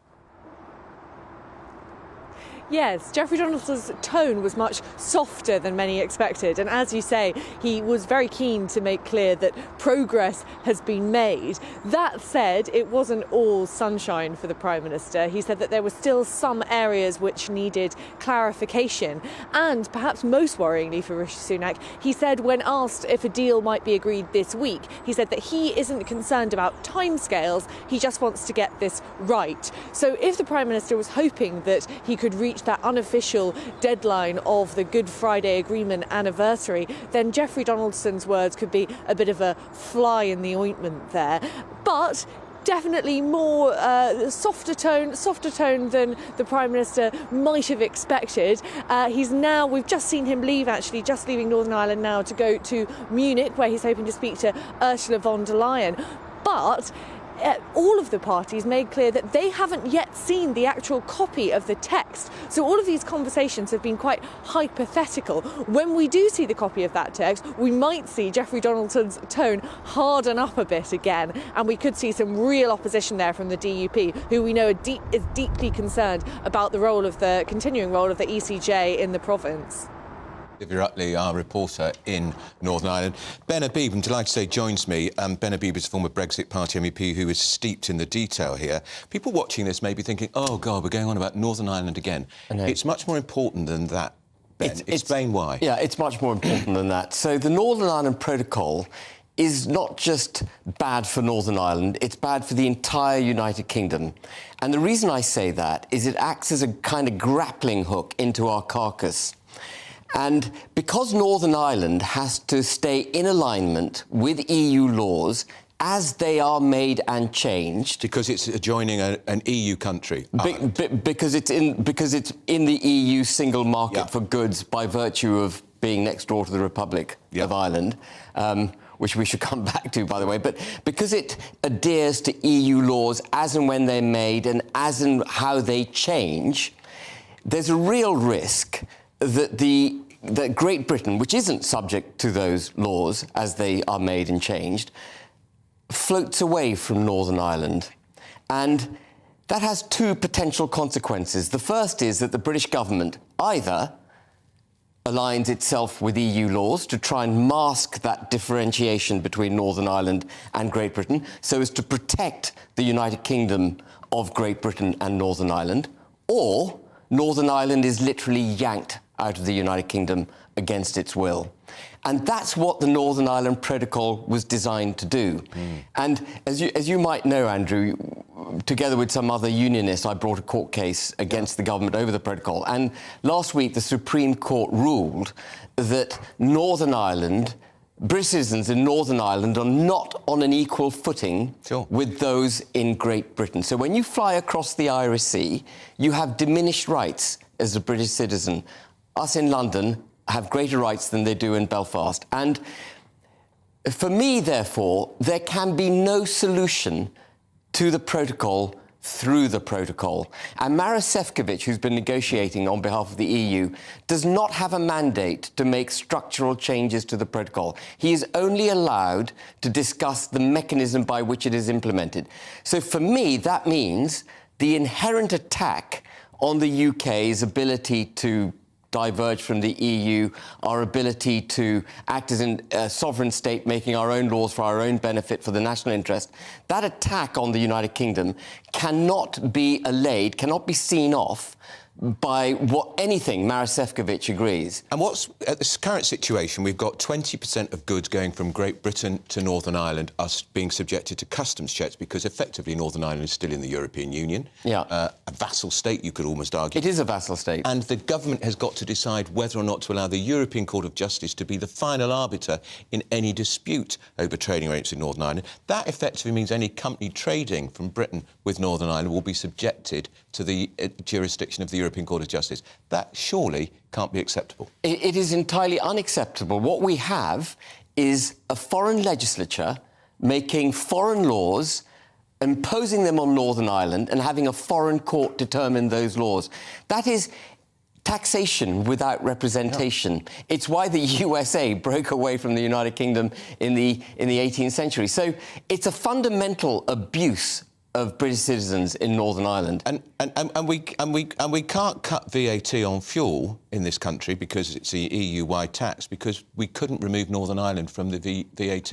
Absolutely. So we could cut it in Great Britain, but then we'd have this visually offensive situation with the Northern Irish British citizens not being able to have cheaper fuel. Before I bring Dawn Niesman on this, Ben, were you surprised to hear the DUP leader, Sir Geoffrey Donaldson, using the word progress 3 times? Because I thought he was going to come out and say, if the European Court is involved in this, forget it. And if there are still going to be customs checks on even 2% of goods coming from Britain, forget it.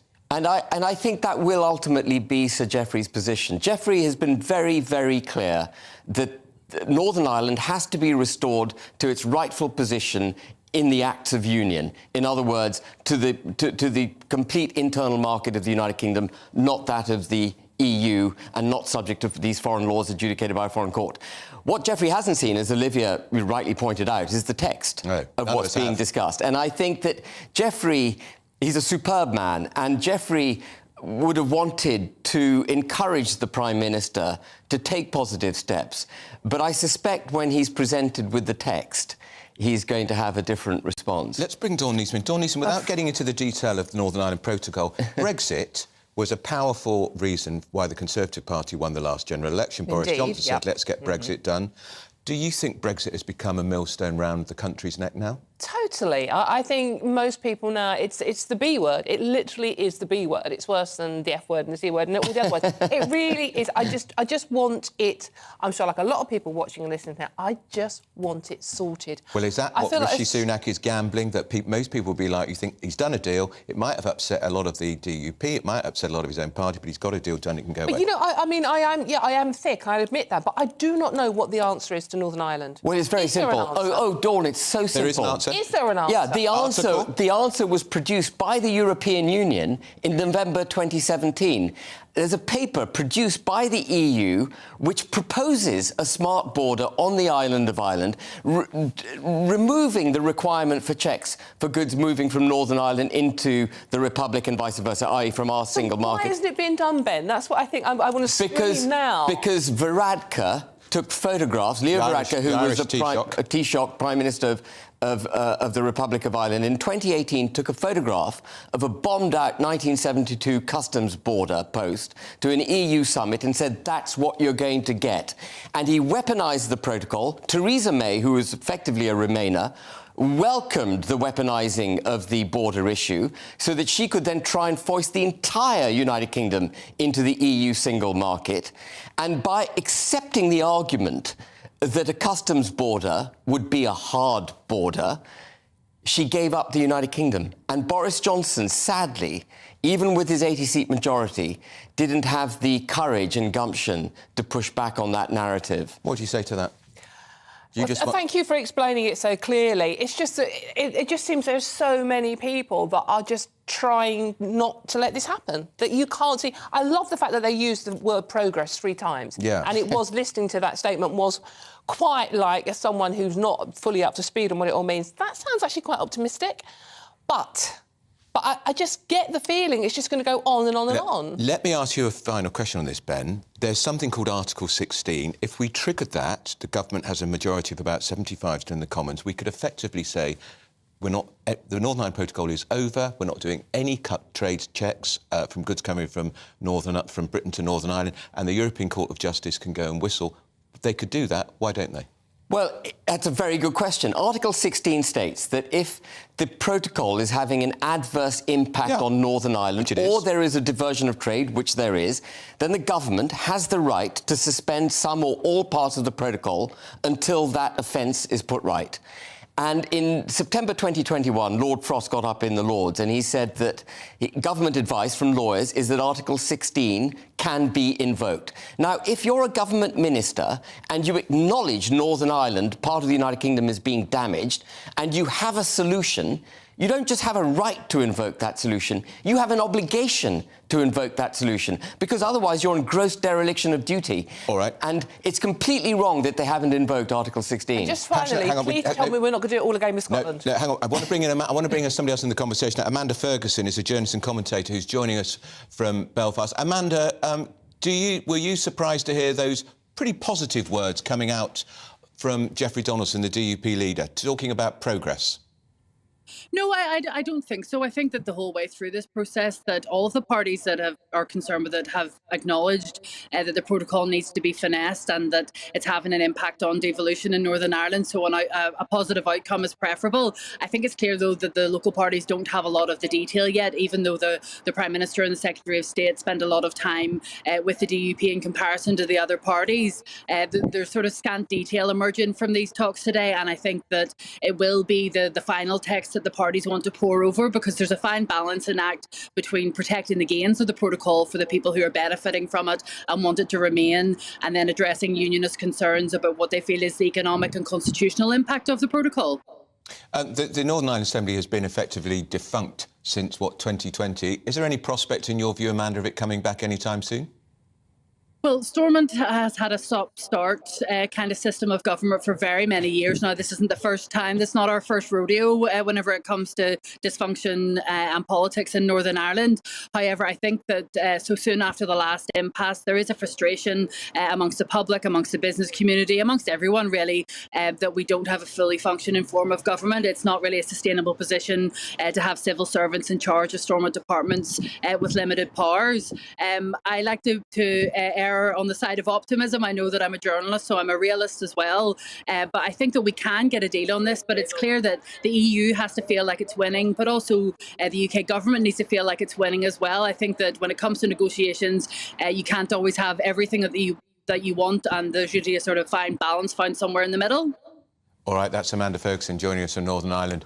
Your views on the main events today. Don't forget to get in touch. GBviews at gbnews.uk. Lots of opinions on Northern Ireland. Colin says Stephen Pound, the former Labour MP, disingenuous when he says the DUP will need to serve under Sinn Féin, as the First and Deputy Minister roles have always had joint authority.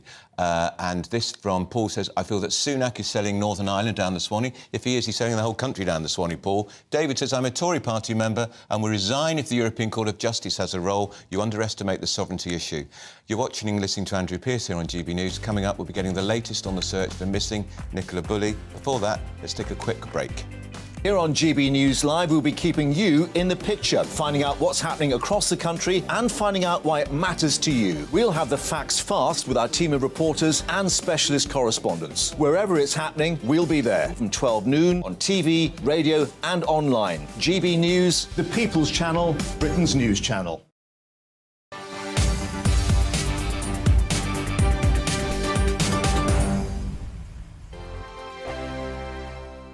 Here on GB News Live, we'll be keeping you in the picture, finding out what's happening across the country and finding out why it matters to you. We'll have the facts fast with our team of reporters and specialist correspondents. Wherever it's happening, we'll be there from 12 noon on TV, radio and online. GB News, the People's Channel, Britain's news channel.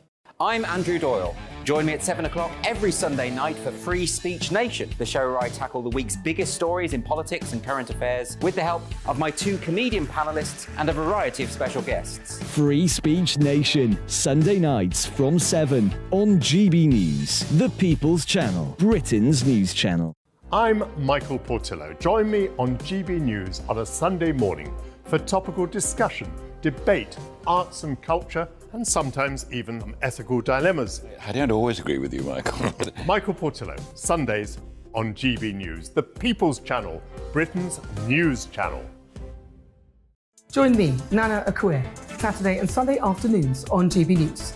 Expect fiery debate and passionate discussion as me and my panel tackle some of the biggest topics hitting the headlines. It's a place for everyone's opinion. No one gets cancelled, but no one gets an easy ride. Oh, she's on it today! Be ready for conversations that are fierce, frank, and of course, fun. Every Saturday and Sunday afternoon from 4 p.m. on GB News, the People's Channel.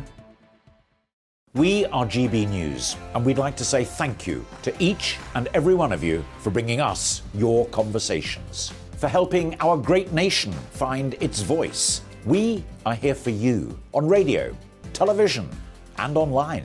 Across England, Scotland, Wales, and Northern Ireland. It's not the BBC, you actually get your facts right. We are proud to be GB News, the People's Channel, Britain's news channel.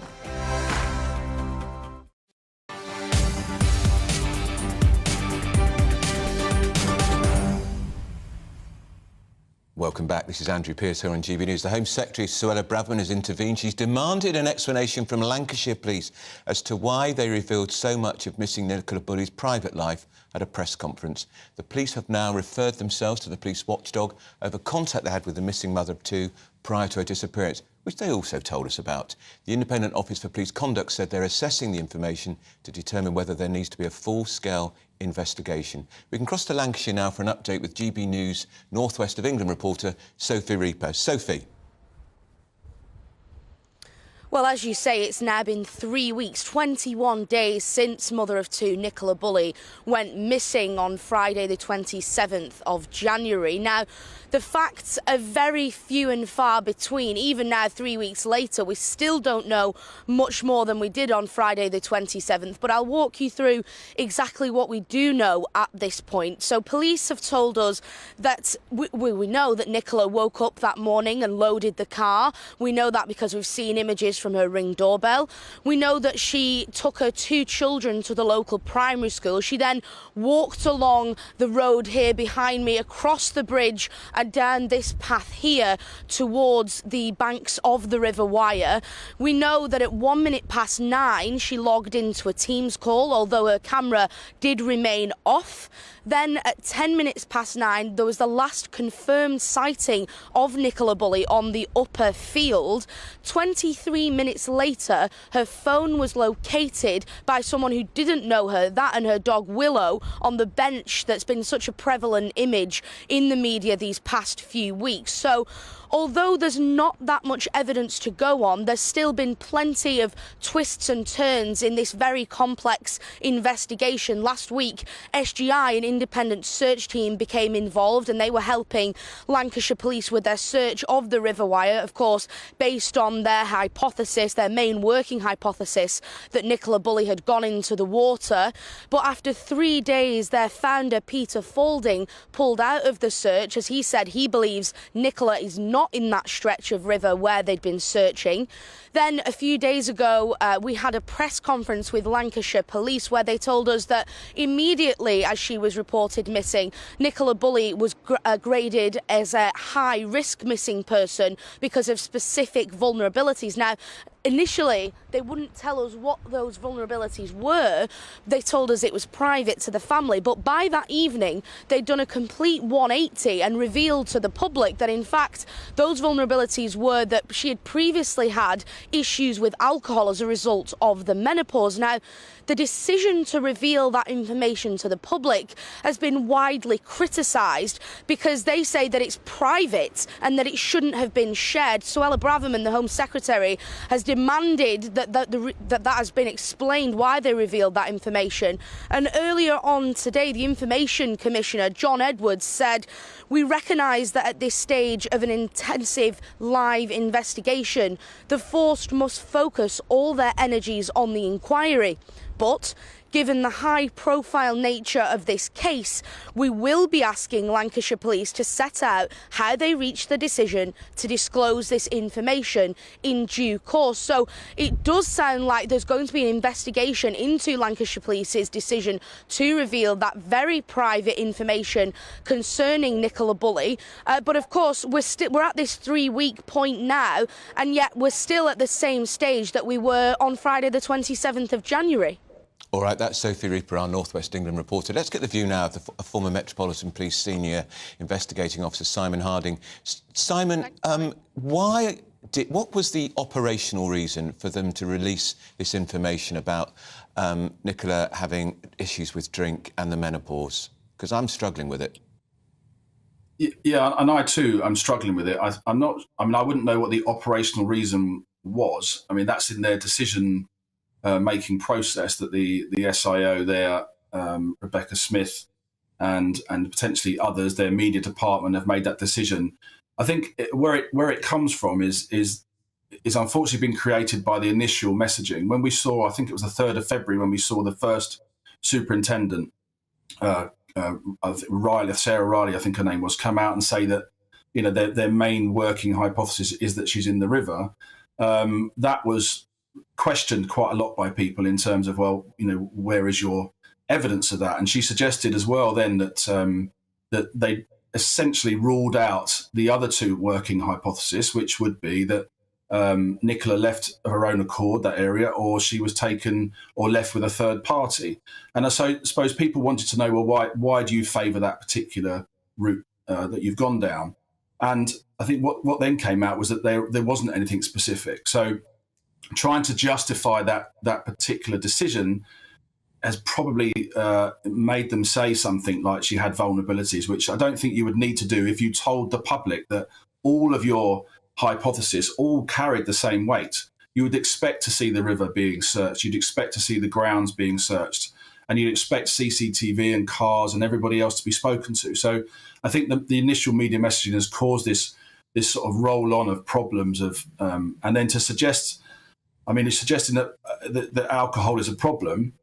People now have had that carrot dangling. Well, was she under the influence of alcohol when she left that morning? Well, there's no suggestion of that. So it's a very confusing message. Simon, I can remember when little Holly and Jessica went missing in Soham, those two little girls who were in fact murdered. There was an inference that the police were out of their depth and outside police came in to help. Do you think Lancashire police are out of their depth on this one and perhaps they do need outside support?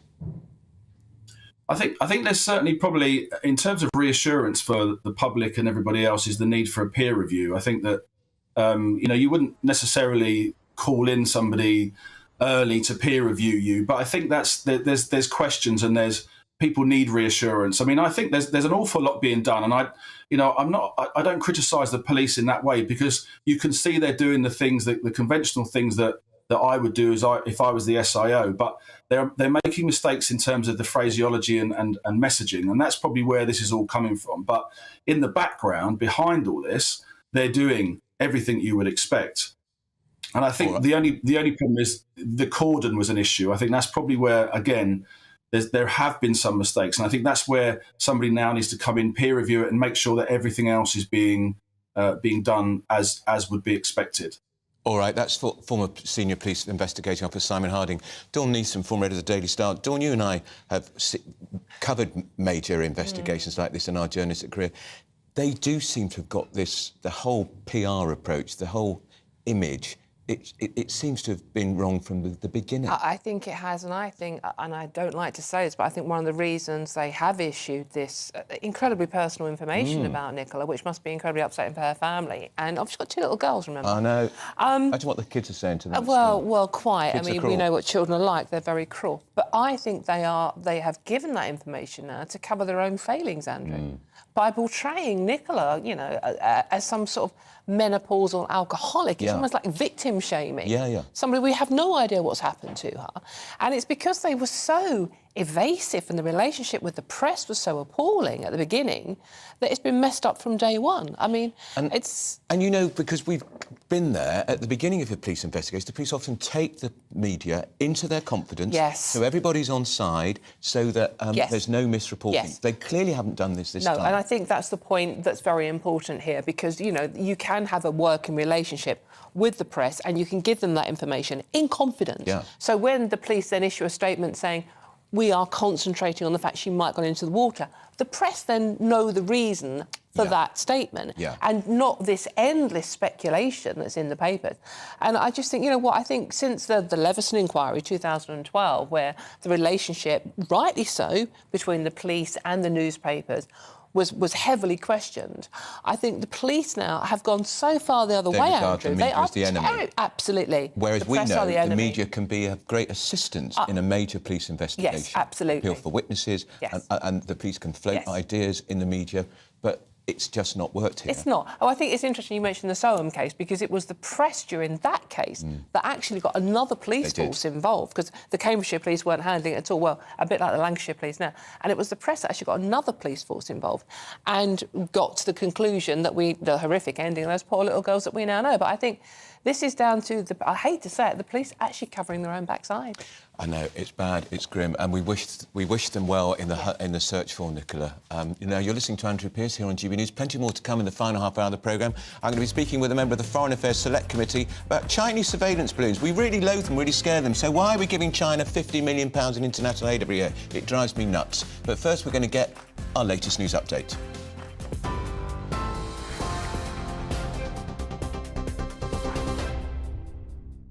Hi there, it is 1:32. I'm Aaron Armstrong in the GB newsroom. The DUP leader, Jeffrey Donaldson, says progress has been made across a range of areas, but further work's required before a deal on the Northern Ireland Protocol can be agreed. His comments follow talks with the Prime Minister and other Stormont leaders in Belfast, amid speculation a deal between the EU and the UK to resolve post-Brexit trading arrangements could be unveiled early next week.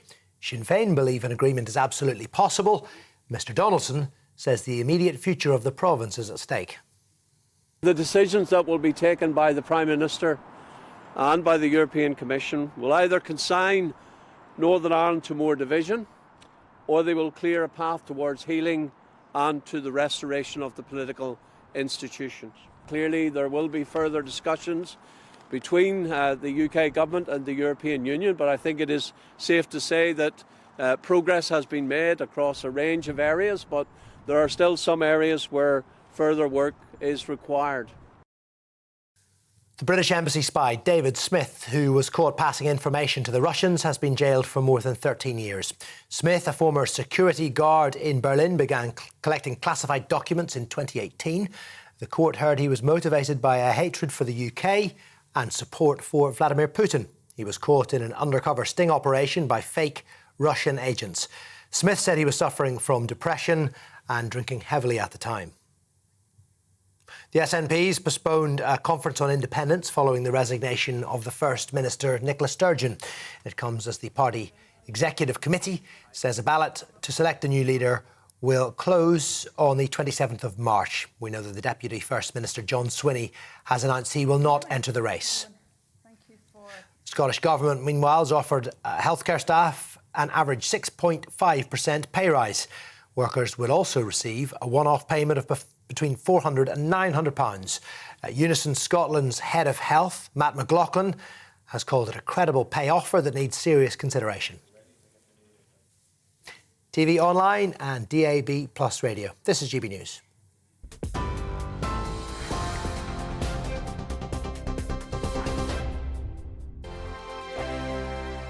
It's all about family, being in people's living rooms, all the interaction and getting to know who our viewers and listeners are. When I was young, my dad used to say, "Nana, stop arguing." I wanted an outlet that would enable me to give my opinion.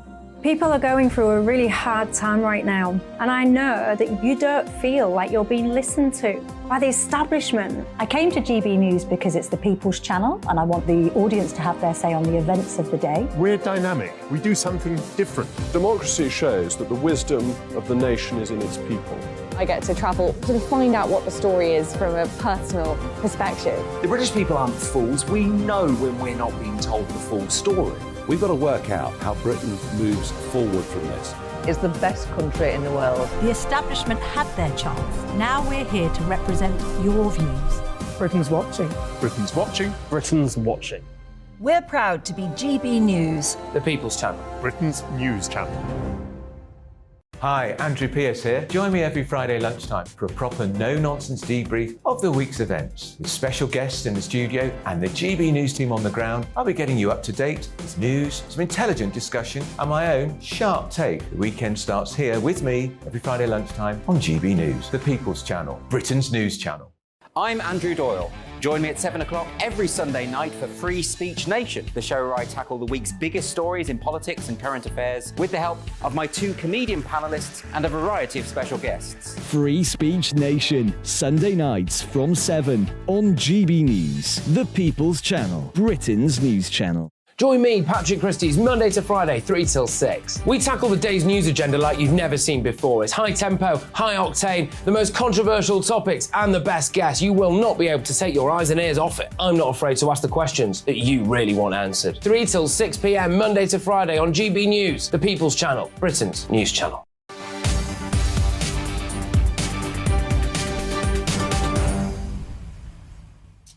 Welcome back to Andrew Pierce on GB News. Strikes, yes, more strikes. This time it's the Border Force workers who are staging a fresh walkout, part of their dispute over pay, pensions and conditions. Members of the Public and Commercial Services Union in Dover and French ports are walking out today and over the weekend, as if we aren't fed up with it. The union has claimed inexperienced staff are being brought in to cover for striking Border Force workers. PCS General Secretary Mark Sawatka says ministers say their priority is security. It obviously isn't. We can now get the latest from Dover with GB News South East of England reporter Ray Addison. Hi, Andrew. Yes, it's here in Dover where the government warned that we could see the biggest delays as a result of this industrial action taking place. Have to say right now, free-flowing traffic both in and out of the port, and ferry companies reporting that all of their services are running on time, both from Calais and from Dover as well. And that's despite around 1,000 Border Force officers being on strike today. Of course, we have 3 more days of industrial action as well, so it could worsen. Kevin Mills is the Assistant Group Secretary of the Home Office section of the PCS union. He joins me now. Kevin, is this strike achieving what you wanted it to? Yeah, I think it is. I mean, I think it's raising the profile. I mean, we're here today talking. If we weren't, we wouldn't on strike. We wouldn't be doing that. So yeah, it's raising the profile, and no one wants to have to strike. But until the government is prepared to sit down around the table and negotiate with us, I'm not sure what other options we got. Sadly, your General Secretary has said that civil servants are having to choose between heating or eating. Is that the case amongst your colleagues on the Border Force? I'm aware of members of Border Force that have to make that serious decision. Our executive officers' pay rise last year was about £270, and that's over 2 years because no one got a pay rise the year before, and that's about 1/10 of what some of our management grades have got. Well, the loaf of bread isn't 10 times more expensive for managers. Gas and electricity isn't 10 times more expensive. So yeah, our members are really concerned. We've actually got, food collection points set up in some of our offices. That's completely unheard of. Now, a lot of our viewers may be saying, well, hold on, there hasn't been much disruption, and in previous PCS strikes, we did actually saw times improve going through customs control and immigration. So, how would you react to that? I'd say if there was times that were improved going through control, that's because there was no control. There was a total lack of control. What we've seen today, I've got friends of mine that have travelled down from Liverpool and been posted down here, from the southwest that have been posted down here, from other airports that have been posted down here, to be replaced by the military in those locations. Well, I'm not in the army and I wouldn't want to do their job, and they, I don't think, actually want to do ours and will not do as effectively as us in any way, shape or form. So there are hundreds of staff we know the Department have shipped in, are putting in hotels, anecdotally are paying bonuses to get them to come down here and work, because they're not part of the target action, so they were not going to be on strike in the first place. Kevin Mills, thank you very much for joining us, giving us your perspective. Andrew, PCS General Secretary Mark Sawatka has said that the government is taking advantage of his members. He's saying to members of the public, if they are caught up with delays, that they should vent their frustration at the government. And he's also saying that these targeted strikes will continue until the union's demands are met. All right, that's our South East of England reporter, Ray Addison. Dawn, why shouldn't the government do everything it can to stop the strike having an effect on people who are trying to catch a ferry at Dover? This is what it's like, that quote there is like, take it out on the government. It's like, but people aren't doing that. We're ordinary people. I mean, these are clearly targeting ordinary working people, many of whom who aren't getting pay rise, who are coping with the cost of living inflation.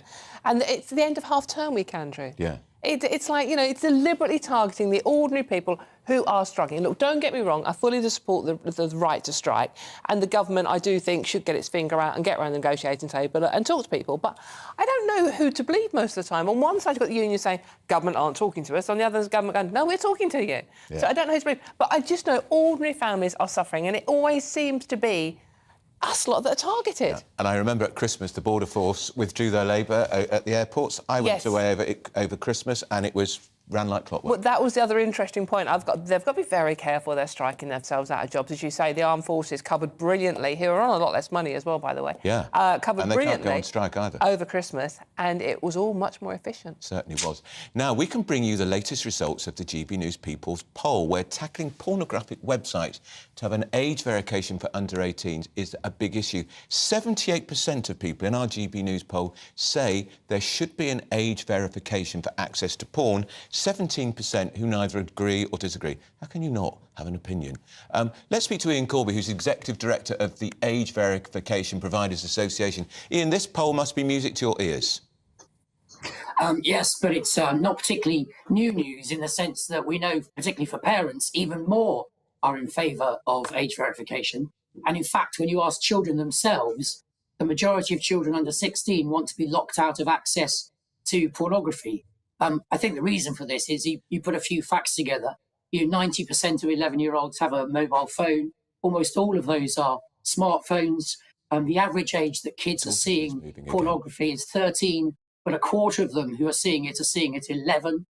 And we're finding that those children and their parents are seeing very violent pornography, twice as much violence towards women as towards men. This is not the innocent pornography you were handed down by the older boys at school in your day, Andrew. This is nasty, violent, misogynistic pornography.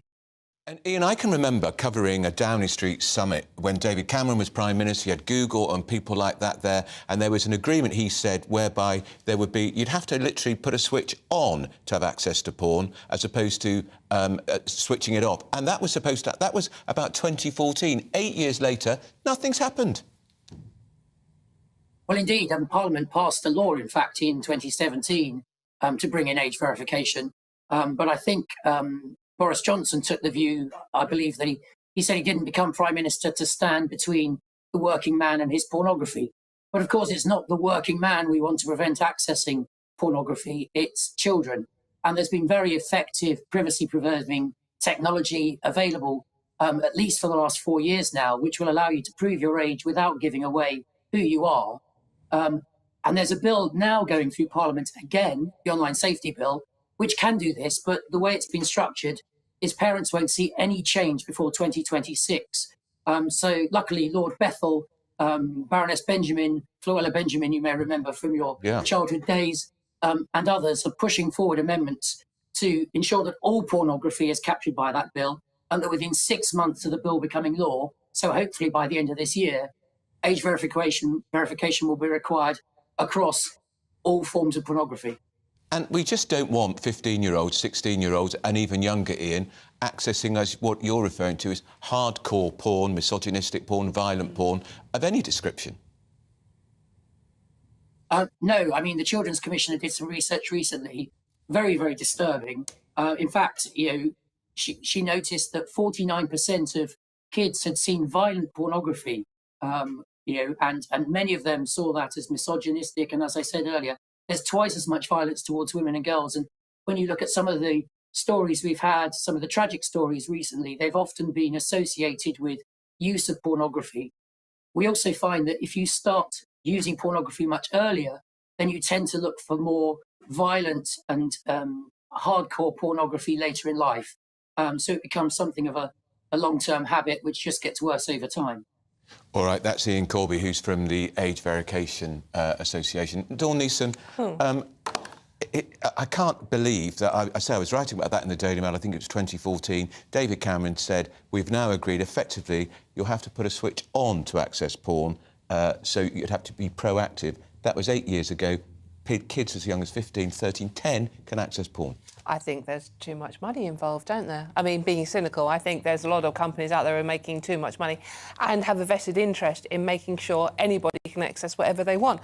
The problem I've got with this, I mean, while you've got to profoundly agree with it, and some of the pornography that is being accessed is horrific, especially regarding the treatment of women, absolutely appalling. But I just think that kids are so knowledgeable on these devices that I actually had a 12-year-old explain to me the other day how to use the dark web. Well, I don't know. Well, I don't know. I haven't got a clue. I mean, I need a 5-year-old to go and program my TV. Yeah. So kids know more than we know about accessing all this stuff. So I think no matter what regulations are put in place, kids will find a way around it, unfortunately. Doesn't mean the government shouldn't do something. Doesn't mean the government shouldn't do anything. No, absolutely, of course they should. And it would be great if it was foolproof. But why isn't there a clamour from the Labour Party saying, let's get this done? Because we've had a bill, as Ian Corby put it, passed in 2017. 6 years later, it's not been enforced. As I said, the cynic in me makes me think that there's too much money involved, too many companies involved who don't actually want it to happen, and that affects all political parties. Very interesting. Now, there's been a lot of talk about a mass surveillance operation by China over Western nations in the last week. We saw those extraordinary balloons. I don't know why it took Joe Biden so long to get them shot down. I think 4 were shot down in the United States airspace, 1 in Canada. And Rishi Sunak said if any go over Great Britain, he'd shoot them down too. Defence Secretary Ben Wallace said he's taking it seriously and he's in fact going to conduct a security review. Well, I can speak now to Bob Seeley, who's the Conservative Member of Parliament for the Isle of Wight, and he's also a member of the Foreign Affairs Select Committee. Bob, afternoon to you. Afternoon to you and afternoon to your listeners. Yeah, Bob, here's my worry about these balloons. OK, so we don't want them flying over Britain, flying over America, but hasn't China already got about 230 satellites in space who are doubtless spying on all of us? The simple answer to that is yes, they've got a lot of satellites. And so therefore, if you want a highly scientific answer as to why they need balloons as well, I don't know. I can guess. And one of them may be that satellites are much higher. So you have to have a much higher quality of technology to get the same results as you would with a balloon, because a balloon is, 50 kilometres nearer the Earth than a satellite. Therefore, your technology can go further. And also, a balloon gives you the chance to discreetly test your adversaries' radar systems, the ability of the United States, United Kingdom, Canada to actually track these devices. So there is some technical reason for using balloons over satellites, but also other reasons as well to do with understanding your enemies or your potential adversaries' capabilities. And are they a new phenomenon, or have they been around for a very long time? I don't know. I think they're reasonably okay for this level of technology. I'd say they're new within the last decade. Right. But I mean, the people were using balloons back in the 19th century for warfare. So the idea of using a balloon, like something that takes you above the Earth's surface so you can see down, is absolutely not new. But this level of technology and this sophistication is new. And again, I think we should remember that China is an emerging power, and this is less sophisticated. A balloon is inherently less sophisticated than launching a rocket into the air. You can let the balloon go up, and provided you can maintain good control over a balloon, frankly, the costs are significantly less, and the technology is significantly less as well. So there are good reasons why the Chinese would be using a balloon. And we saw a good headline for Rishi Sunak this week, saying he would authorise the taking down of any balloons that hover over Britain. All very well and good. But then we read that last year the British foreign aid budget sent 50, or was it 60 million pounds to China. There's no logic here. Why on earth are we sending money to a country that soon will overtake the United States as the richest country on the planet, a country which we know is routinely murdering Uyghur Muslims? OK, firstly, I'm dubious about whether China is going to have the world's largest economy. Let's just wait and see, because we automatically assume that. I'm not sure it's the case. And secondly, for all we know, I mean, it's great they were going to shoot down these balloons. For all we know, they might have been flying overhead over us for the last 5-10 years, but we haven't noticed. So let's hope they haven't, and let's hope they haven't been getting away with this for years. When it comes to China and aid, you're right. On principle, we should not be giving aid to people at G20 nations. It's absurd. And we certainly shouldn't be giving aid to places like India and China, who, yes, they have a poverty problem. So do we in our own country. But anyone with a space program and a nuclear weapons program, frankly, they don't need their aid. They don't need our aid money. In defence, Andrew Mitchell would say, this is going to groups to help with human rights, it's going to groups that share our values, etc., etc. But I do think it just, regardless of the worth of these individual organisations, I think, Andrew, as you say yourself, the optics of it just look dreadful. And frankly, we need to be much cleverer about aid. I would, for example, I'd include all British peacekeeping in your aid budget. And frankly, I'd include the BBC World Service TV and radio in the aid budget as well. And I would slightly expand and change the definition of aid. So it's not just about economic development, but it's about political freedom, and it's about basic stability as well. All right, that's Bob Seeley. He's the Conservative MP for the Isle of Wight, and he's a member of the Foreign Affairs Select Committee. Now, we talked earlier about working from home, because new figures show from the Office of National Statistics between September and January, 16% of the workforce still working solely from home, 28% splitting their time between home and the office. Why don't we all get back into the workplace? I'm going to talk now to Marilyn Devonish, who's a remote working consultant. So, Marilyn, why don't you get into your office or into your workplace? Why are you skulking at home? And I think one of the big misconceptions, I've been working in this field in terms of helping organisations implement remote and flexible working since 2003. And one of the things that we found straight away within a few months of those trials taking place, and this was over a period of 9 years that we did that in total, people would overwork a lot of the time at home because they were so fearful of the label that they were at home all day doing crosswords, watching cat videos. And so actually they were overworking. And one of the things we had to talk about immediately is around the boundaries, those stopping points. So I think that's a common misconception, that people are skulking just because you're not in the office. But they could be, couldn't they? They could be raiding the fridge, they could be having a cup of tea in the back garden. Who knows what they're doing? If you're in the office or the shop or the factory, you know exactly what someone's up to. Now, years ago, this was well before I got into this line of work, there was someone in an office that I used to work in. She was always glued to her computer, really focused, extremely concentrated, and she had like a barricade, so you could never approach her desk without her seeing you. One day she got called away. Her boss said to me, Marilyn, I need this document. Can you just go and pull it out of the files? No problem. I walked past the desk and it's full of solitaire. And when I sat back down, somebody leaned over and said, is she solitairing again? And that is how she used to spend the majority of her time. So I came to realize presenteeism is very different to productivity. Fascinating. That's Marilyn Devonish, who's a remote working consultant. Well, thank you for joining me. And finally, very sad news. The family of Bruce Willis has announced he's got frontotemporal dementia. In a statement, they said it was a relief to finally have a clear diagnosis. They've expressed their deep gratitude for the great outpouring of love to Bruce Willis. Of course, he's one of the world's most favourite actors. UK charities say they're thankful to him for sharing his diagnosis, as it will help raise awareness of the condition in the same way, of course, Barbara Windsor's family did that. I can speak now to the Associate Director of Commercial and Partnerships at the Alzheimer's Society, Paul Reynolds. Paul, he's only 67, 68. His acting career is over. He's got early onset dementia. You think it's important that we know this? Absolutely. Thank you for having me today. Yes, we at Alzheimer's Society are sending our thoughts to Bruce Willis and his family. It is really important that he has shared this news. Incredibly brave of the family to do so, because it does help shine a light on the fact that there are 900,000 people living with dementia in the UK, many, many more around the world.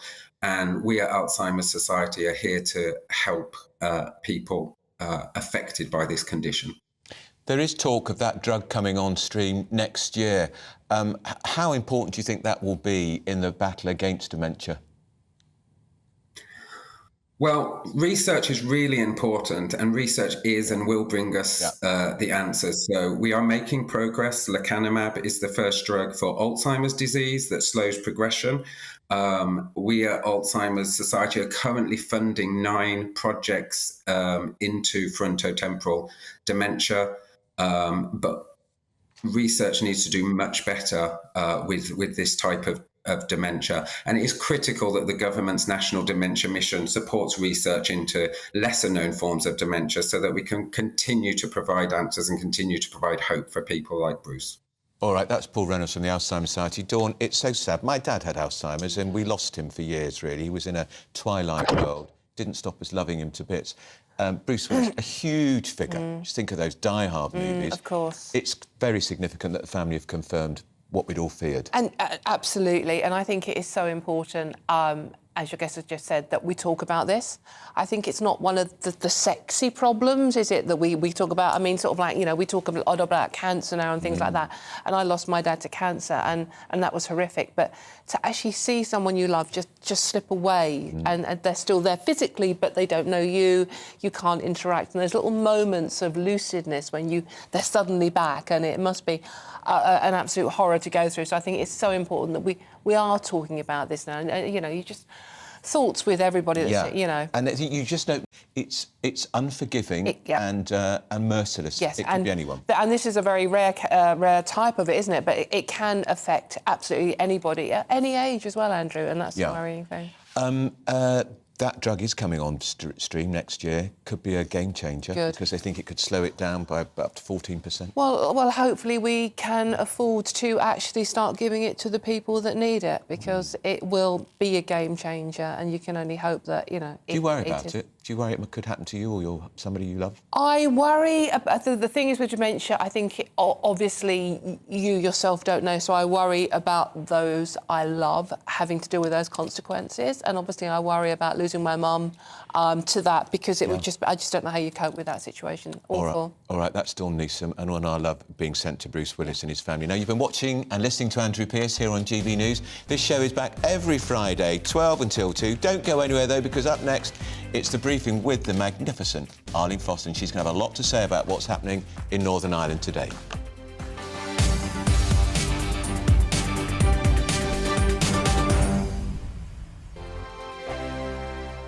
We We are GB News, the People's Channel. And right across the United Kingdom. You can find us on Sky Channel 512, Virgin Media Channel 604, Freesat Channel 216, Freeview Channel 236, and YouView Channel 236. You can also take us with you on DAB+ radio, with the GB News app and at the website gbnews.uk. We're absolutely everywhere. Come join us on GB News, the People's Channel, Britain's news channel. Join me every Sunday at 6 p.m. for Gloria Meets. In exclusive interviews, I'll be finding out who our politicians really are and what they really think. It's something that you would never want anyone to suffer. I didn't know what channels there were. B, I didn't think I'd be believed. I must have weighed about 7 stone and I'm 5'8". My instincts was to sort of cover this up. I mean, clearly that was a mistake. Join me every Sunday at 6 p.m. on GB News, the People's Channel, Britain's news channel. Monday to Thursday on GB News, it's Bev Turner Today from 10 a.m. We're going to be here for you, our GB News family, to keep you up to date, but also make you smile. There's a guy who went from puberty to adultery. And I can't wait to bring a few of my own opinions. I have no time for cultural totalitarianism. We'll engage in passionate, but always polite debate, with your thoughts and opinions at the centre of it all. Only on GB News, the People's Channel, Britain's news channel. Hello, I'm Michelle Dewberry, and you can join me every weekday 6 till 7 on Jubes and Kerr. You're an inspiration to us all. Clip that bit off. Well, you are. That's my ringtone. My political ambitions are, those days are gone, I can tell you. She's only teasing. Go on. He's probably going to want to lay down now. I'll give him 2 minutes to have one. Let's respectfully disagree. That's what we like. Absolutely. On Jubes and Kerr. Come and join us. GB News, the People's Channel. Michelle Dewberry, weekday evenings at 6 o'clock.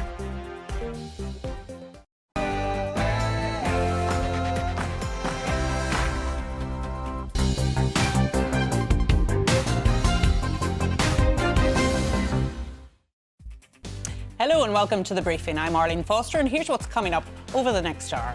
Well, Prime Minister Rishi Sunak has been in Belfast this morning holding talks to sell his Brexit plan to the different parties in Northern Ireland. I've spoken to former Brexit Minister and Deputy Chair of the ERG, David Jones.